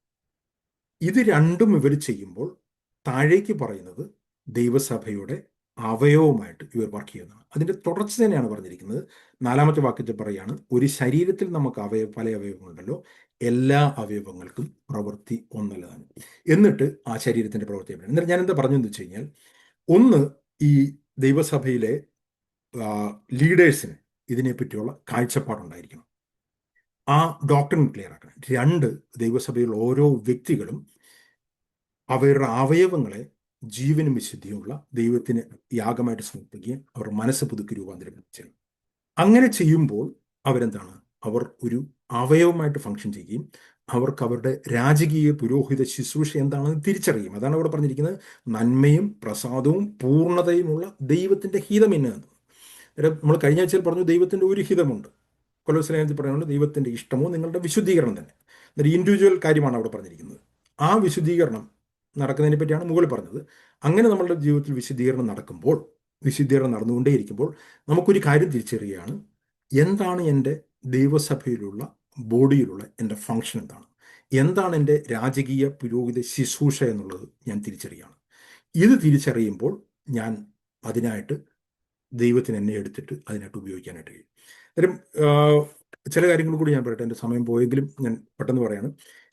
ഇത് ക്രൂശിന്റെ രണ്ട് വിധ വർക്കിൽ കൂടിയാണ് ഇത് നടക്കുന്നത്. രണ്ട് വിധ വർക്കിൽ. ഒന്ന്, യേശുക്രിസ്തുവിന്റെ ക്രൂശിൽ കൂടി നമ്മൾ പാപത്തിൽ നിന്ന് സ്വതന്ത്രരായി, പാപ സ്വഭാവം നമ്മളിൽ നിന്ന് മാറ്റപ്പെട്ടു, നമ്മൾ തലയുമായിട്ട് കണക്ടറായി. അതാണ് യേശുക്രിസ്തുവിനെ പോലെ തന്നെ നമ്മൾ വിശ്വാസത്താൽ ഉയർത്തെഴുന്നേറ്റ് തലയുമായിട്ടുള്ള കണക്ഷനിലേക്ക് വന്നു, നമ്മൾ ബോഡിയുടെ ഭാഗമായി തീർന്നു. അല്ലേ? യേശുക്രിസ്തുവിന്റെ ജീവൻ നമ്മളിൽ വന്നു, അപ്പോൾ തന്നെ നമ്മുടെ ബോഡിയുടെ ഭാഗമായിട്ട്, അപ്പോൾ തന്നെ നമ്മൾ ദൈവത്തിന്റെ ശരീരത്തിന്റെ ഭാഗമായി തീരുകയും, അപ്പോൾ തന്നെ നമ്മൾ രാജപുരോഹിതമായിട്ട് അഭിഷേകം ചെയ്യപ്പെടുകയും, നമ്മൾ പൊസിഷനിൽ നമ്മൾ വിശുദ്ധീകരിക്കപ്പെടുകയും എല്ലാം അപ്പോൾ തന്നെ സംഭവിച്ചു കഴിഞ്ഞാണ്. ഓക്കെ, അത് പൊസിഷനിൽ അങ്ങനെ ആയിരിക്കുമ്പോൾ തന്നെ ക്രൂശിന്റെ രണ്ടാമത്തെ ഒരു വർക്കിനെ പറ്റി കണ്ടിന്യൂസ് ആയിട്ട് യേശു ക്രിസ്തുവും അപ്പോസ്തലന്മാരും പറയുന്നുണ്ട്. അത് വിശ്വാസത്താൽ നമ്മൾ പാപത്തിൽ നിന്ന് സ്വതന്ത്രരായി യേശു ക്രിസ്തുവിന്റെ ക്രൂശ് ഭരണത്തിൽ കൂടി തലയുമായിട്ട് കണക്ടറായി എന്നുള്ളതല്ല, ക്രൂശ് എടുത്തുകൊണ്ട് കർത്താവിനെ അനുഗമിക്കുക എന്നുള്ള കാര്യം പറയുന്നുണ്ട്. അതാണ് ഇവിടെ റോമാലേഖനത്തിൽ പറഞ്ഞിരിക്കുന്നത്. റോമാലേഖനം 12-ാമത്തെ അധ്യായം 6-ാമത്തെ അധ്യായത്തിലൊക്കെ പറഞ്ഞിരിക്കുന്നത്. അങ്ങനെ ക്രൂശ് എടുത്തുകൊണ്ട് നമ്മൾ കർത്താവിനെ അനുഗമിക്കുമ്പോൾ, നമ്മുടെ ശരീരത്തെ നമ്മൾ ജീവനും വിശുദ്ധിയുള്ള യാഗമായിട്ട് സമർപ്പിക്കുമ്പോൾ, നമ്മൾ തലയുമായിട്ട് കണക്റ്റഡ് ആയിട്ട് ജീവനുള്ള അവയവമായിട്ട് വർക്ക് ചെയ്യും. വേറെ ഇതിൽ പറഞ്ഞു കഴിഞ്ഞാൽ തലയിൽ നിന്നുള്ള സിഗ്നൽസ് ബോഡിയിലേക്ക് അൺഇൻറ്ററപ്റ്റഡ് ആയിട്ട് കടക്കുകയും ആ ബോഡിക്ക് തല പറയുന്നത് മനസ്സിലാക്കുകയും തലയുടെ ഇഷ്ടത്തിനനുസരിച്ച് പ്രവർത്തിക്കാനായിട്ട് കഴിയുകയും ചെയ്യും. ഞാൻ പറഞ്ഞു, കൊലോസ് ലേഖനത്തിലും എഫേസ് ലേഖനത്തിലുമാണ് പൗലോസ് ഇത് വിശദീകരിക്കുന്നത്. കൊലോസ് ലേഖനത്തിൽ ഒരു വാക്യം മാത്രം എടുക്കാനായിട്ട് ആഗ്രഹിക്കുന്നത്. കൊലോസ് ലേഖനം, ഇതേ ഞാൻ റോമാലേഖനത്തിലൊക്കെ പറഞ്ഞ അതേ കാര്യം അതേ ഓർഡറിലാണ് കൊലോസ് ലേഖനത്തിലൊക്കെ പറയുന്നത്. കൊലോസ് ലേഖനം 2-ാമത്തെ അധ്യായം നിങ്ങൾ വായിച്ചു കഴിഞ്ഞാൽ ഇതേ ഓർഡർ, യേശുക്രിസ്തുവിന്റെ ക്രൂശ് മരണത്തിൽ കൂടി നമ്മുടെ പാപഹൃദയം മാറ്റപ്പെട്ടു, നമുക്കൊരു ഹൃദയപരിച്ഛേദന ഉണ്ടായി, തലയുമായിട്ട് നമ്മൾ കണക്റ്റഡ് ആയി എന്ന് പറഞ്ഞിട്ട് അത് തന്നെ പറഞ്ഞിരിക്കുകയാണ്. ആ കർത്താവിന് ഉള്ള ആ ഒരു കൂട്ടായ്മയിലേക്ക് വന്നു, അവനിൽ വേരൂന്നുവാനൊക്കെ പറഞ്ഞതിൻ്റെ താഴേക്ക് വരുമ്പോൾ അതിൻ്റെ 14 മുതലുള്ള വാക്യങ്ങളിൽ ഈ തുടരുത്, പിടിക്കരുത് എന്നുള്ള ന്യായപ്രമാണ കൽപ്പനകൾ, ഇല്ലെങ്കിൽ അങ്ങനെ കൽപ്പനകളിൽ നിങ്ങൾ സ്വതന്ത്രരായി എന്ന് പറഞ്ഞതിന് ശേഷം പറയാണ് 18-ാമത്തെ വാക്യത്തിൽ പറയാണ്, നിങ്ങൾ ഈ പറഞ്ഞ വാക്യങ്ങളൊക്കെ പിന്നീട് ഞാൻ പെട്ടെന്ന് ഫാസ്റ്റായിട്ട് പറഞ്ഞു പോകുന്നുണ്ടെങ്കിൽ പിന്നീട് നിങ്ങൾ പരിശോധിച്ച് നോക്കിയാൽ മതി. അവിടെ പറഞ്ഞിരിക്കുകയാണ്, താഴ്മയിലും ദൂതന്മാരെ ആരാധിക്കുകയും എല്ലാം രസിച്ച് സ്വന്തം ദർശനങ്ങളിൽ പ്രവേശിക്കുകയും തങ്ങളുടെ ജഡമനസ്സിനാൽ വെറുതെ ചീർക്കുകയും തലയെ മുറുകെ പിടിക്കാതിരിക്കുകയും ചെയ്യുന്നവൻ ആരും നിങ്ങളെ വിരുദ്ധരിക്കരുതെന്നാണ് പറഞ്ഞിരിക്കുന്നത്. അന്നേരം ഒരു റിയൽ ബോഡിയുടെ ഫങ്ഷൻ എന്ന് പറഞ്ഞിരിക്കുന്നത് തലയെ മുറുകെ പിടിക്കുന്ന പറഞ്ഞാൽ തലയുമായിട്ട് ക്ലോസ്ലി കണക്റ്റഡ് എന്നുള്ള അർത്ഥത്തിലാണ്. തലയെ മുറുകെ പിടിച്ചുകൊണ്ടാണ് കണക്റ്റഡ് ആയിരിക്കാണ്, അങ്ങനെ ആയിരിക്കണം എന്നാണ് പറഞ്ഞിരിക്കുന്നത്. അത് ഇംഗ്ലീഷ് വായിച്ചു കഴിഞ്ഞാൽ അത് ക്ലിയർ ആയിട്ട് അങ്ങനെ തന്നെയാണ്. എന്നിട്ട് പറയാണ് 19-ാമത്തെ വാക്യം, and not holding fast to the head from whom, തല എന്ന് പറഞ്ഞിരിക്കുന്ന ക്രിസ്തുവാണ്, from whom the entire body being supplied and held together by the joints and ligaments grows with growth from God. മലയാളത്തിൽ വായിച്ചു കഴിഞ്ഞാൽ തലയെ മുറുകെ പിടിക്കുമ്പോഴും സംഭവിക്കുന്നു. തലയായവനിൽ നിന്നല്ലോ ശരീരം മുഴുവൻ സന്ധികളാലും ഞരമ്പുകളാലും ചൈതന്യം ലഭിച്ചും ഏകീഭവിച്ചും ദൈവികമായിട്ടുള്ള വളർച്ച പ്രാപിക്കും. അന്നേരം ഇതൊരു ട്രൂ ബോഡി എങ്ങനെയാണ് ഫങ്ഷൻ ചെയ്യുന്നതെന്ന് പറഞ്ഞിരിക്കുന്നത്. തലയുമായിട്ടുള്ള ബന്ധത്തിൽ ഒരു വ്യക്തി വരുമ്പോൾ തലയിൽ നിന്നുള്ള സിഗ്നൽസ് അൺഇൻറ്ററപ്റ്റഡ് ആയിട്ട്, അല്ലെങ്കിൽ ആ ബ്ലഡ് ഫ്ലോ കറക്റ്റായിട്ട് ശരീരത്തിലേക്ക് പോകുമ്പോൾ, തലയിൽ നിന്നുള്ള സിഗ്നൽസ് ക്ലിയർ ആയിട്ട് വരുമ്പോൾ, ഞാൻ പറഞ്ഞു ഉൽപ്പത്തിയിലെ പോലെ ഒരു ബോഡി ഫങ്ഷൻ ചെയ്യുന്ന പോലെ, യേശുക്രിസ്തു ഈ ഭൂമിയിൽ ഒരു ബോഡിയായിട്ട് വർക്ക് ചെയ്യുന്ന പോലെ, ഒരു റിട്ടൺ കമാൻഡ്മെന്റ്സും എൻ്റെ വഴിയല്ല, ദൈവത്തോടുള്ള ആക്സസ് നമുക്ക് അൺഇൻറ്ററപ്റ്റഡ് ആയിരിക്കുന്നു, അല്ലെ ദൈവത്തിന് നമ്മുടെ അടുത്തുള്ള ആക്സസും അൺഇൻറ്ററപ്റ്റഡ് ആകുന്നു, ദൈവത്തോടുള്ള കൂട്ടായ്മയും ദൈവത്തിൽ നമ്മൾ കേൾക്കാനായിട്ട് കഴിയുന്നു. അങ്ങനെ ഒരു ബോഡിയായിട്ട്, ഒരു ശരീരമായിട്ട് ദൈവസഭയ്ക്ക് ഫങ്ഷൻ ചെയ്യാനായിട്ട് കഴിയും. അങ്ങനെ ഫങ്ഷൻ ചെയ്യുന്ന ഒരു ദൈവസഭയിൽ കർത്താവിന് ഓരോ വ്യക്തികളെയും ദൈവത്തിൻ്റെ രാജകീയ പുരോഹിത വർഗമായിട്ട് ബിൽഡ് ചെയ്യാനായിട്ട് കഴിയുന്നു. അങ്ങനെ ബിൽഡ് ചെയ്യപ്പെടണമെന്നുള്ളതാണ് ദൈവത്തിൻ്റെ ആഗ്രഹം. ഇതിൻ്റെ പ്രിൻസിപ്പിൾ നമ്മൾ കൊലോസ് ലേഖനത്തിലും എഫേസ് ലേഖനത്തിലും നമ്മൾ കാണുന്നുണ്ട്. ഇതിൻ്റെ പ്രാക്ടിക്കൽ ആപ്ലിക്കേഷൻ നമ്മൾ കാണുന്നത് കൊരിന്ത്യ ലേഖനത്തിലാണ്. കൊരിന്ത്യ ലേഖനത്തിലെ 3 അധ്യായങ്ങളിലേക്കാണ്. ഞാൻ കൊരിന്ത്യ ലേഖനത്തിലെ 3 അധ്യായത്തിലേക്ക് എനിക്ക് ഡീറ്റെയിൽ ആയിട്ട് പോകാനായിട്ട് ഇന്ന് എനിക്ക് സമയമില്ല. ഞാനത് അടുത്ത ദിവസങ്ങളിലേക്കാണ്, അതുകൂടെ ഒന്ന് പറഞ്ഞു കഴിഞ്ഞിട്ട് കുറച്ചുകൂടി ഡീറ്റെയിൽ ആയിട്ട് പറയണമെന്നാണ് ഞാൻ ചിന്തിച്ചത്. അന്നേരം ഞാൻ പറഞ്ഞത് ഏർലി ചർച്ച് എങ്ങനെയാണ് ഫംഗ്ഷൻ ചെയ്തത്. ഏർലി ചർച്ച് ഫംഗ്ഷൻ എന്ന് പറയുമ്പോൾ നിങ്ങൾ മനസ്സിലാക്കണം, ഏർലി ചർച്ചിൽ എല്ലാ ചർച്ചും അങ്ങനെ ഫംഗ്ഷൻ ചെയ്തിട്ടില്ല. കാരണം ജഡീകരായിട്ടുള്ള ആൾക്കാരാണ് ഏർലി ചർച്ചിലുണ്ടായിരുന്നു കൊരിന്ത്യ സഭയിൽ. പക്ഷേ പൗലോസിന്റെ ആഗ്രഹം, പൗലോസ് ഒരു ജഡീക സഭയോട് തന്നെയാണ് ദൈവത്തിന്റെ ഉദ്ദേശം പറയുന്നത് കൊരിന്ത്യ ലേഖനത്തിലേക്ക് വരുമ്പോൾ. കൊലോസ് ലേഖനം എഫേസ് ലേഖനം ഒരു ആത്മീയ സഭയായിരുന്നു. അവരുടെ അതിൻ്റെ പ്രിൻസിപ്പിൾസ് പറയുമ്പോൾ അതിൻ്റെ പ്രാക്ടിക്കൽ ആപ്ലിക്കേഷൻ പൗലോസ് പറയുന്നത് ശരിക്കും ഒരു ജഡീക സഭ എടുത്താണ്.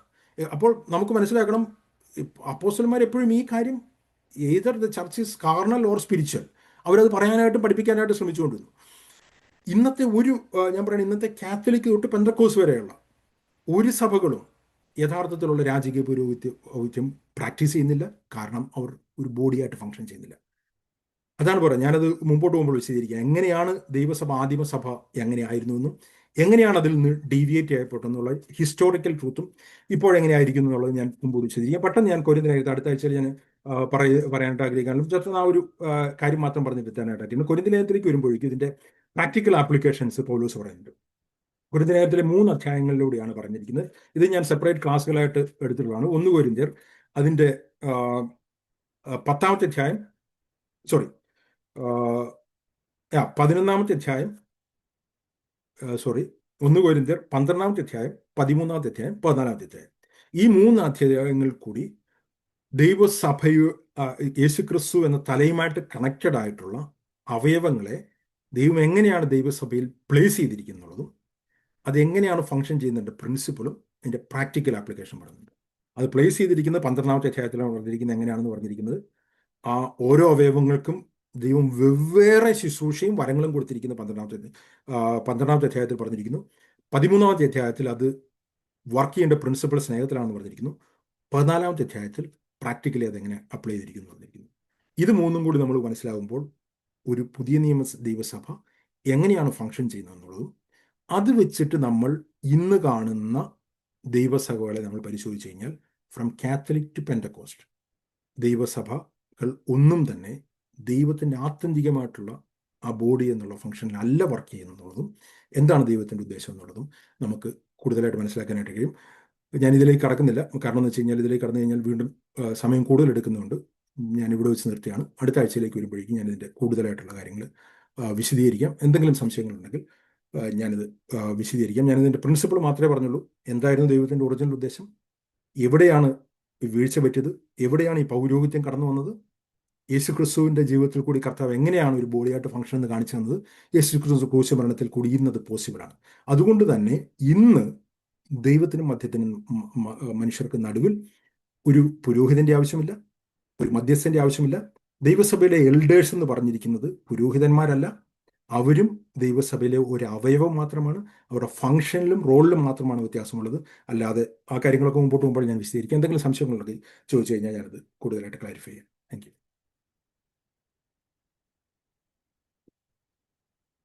ഞാൻ പറഞ്ഞത് കുറച്ച് ഫാസ്റ്റായിട്ട് പോയിട്ടുണ്ടെങ്കിൽ ഞാനിത് ഈ കൊരിന്ത്യലേഖനം കൂടി തീർക്കാമെന്നുള്ള ഉദ്ദേശത്തിലാണ് ഞാൻ കുറച്ച് ഫാസ്റ്റായിട്ട് പോയത്. പക്ഷേ സമയം തികഞ്ഞുകൊണ്ട് ഞാൻ ഇവിടെ വെച്ച് നിർത്തുകയാണ്. എന്തെങ്കിലും ഞാൻ പറഞ്ഞതിന് എന്തെങ്കിലും സംശയങ്ങളുണ്ടെങ്കിൽ ചോദിക്കാം.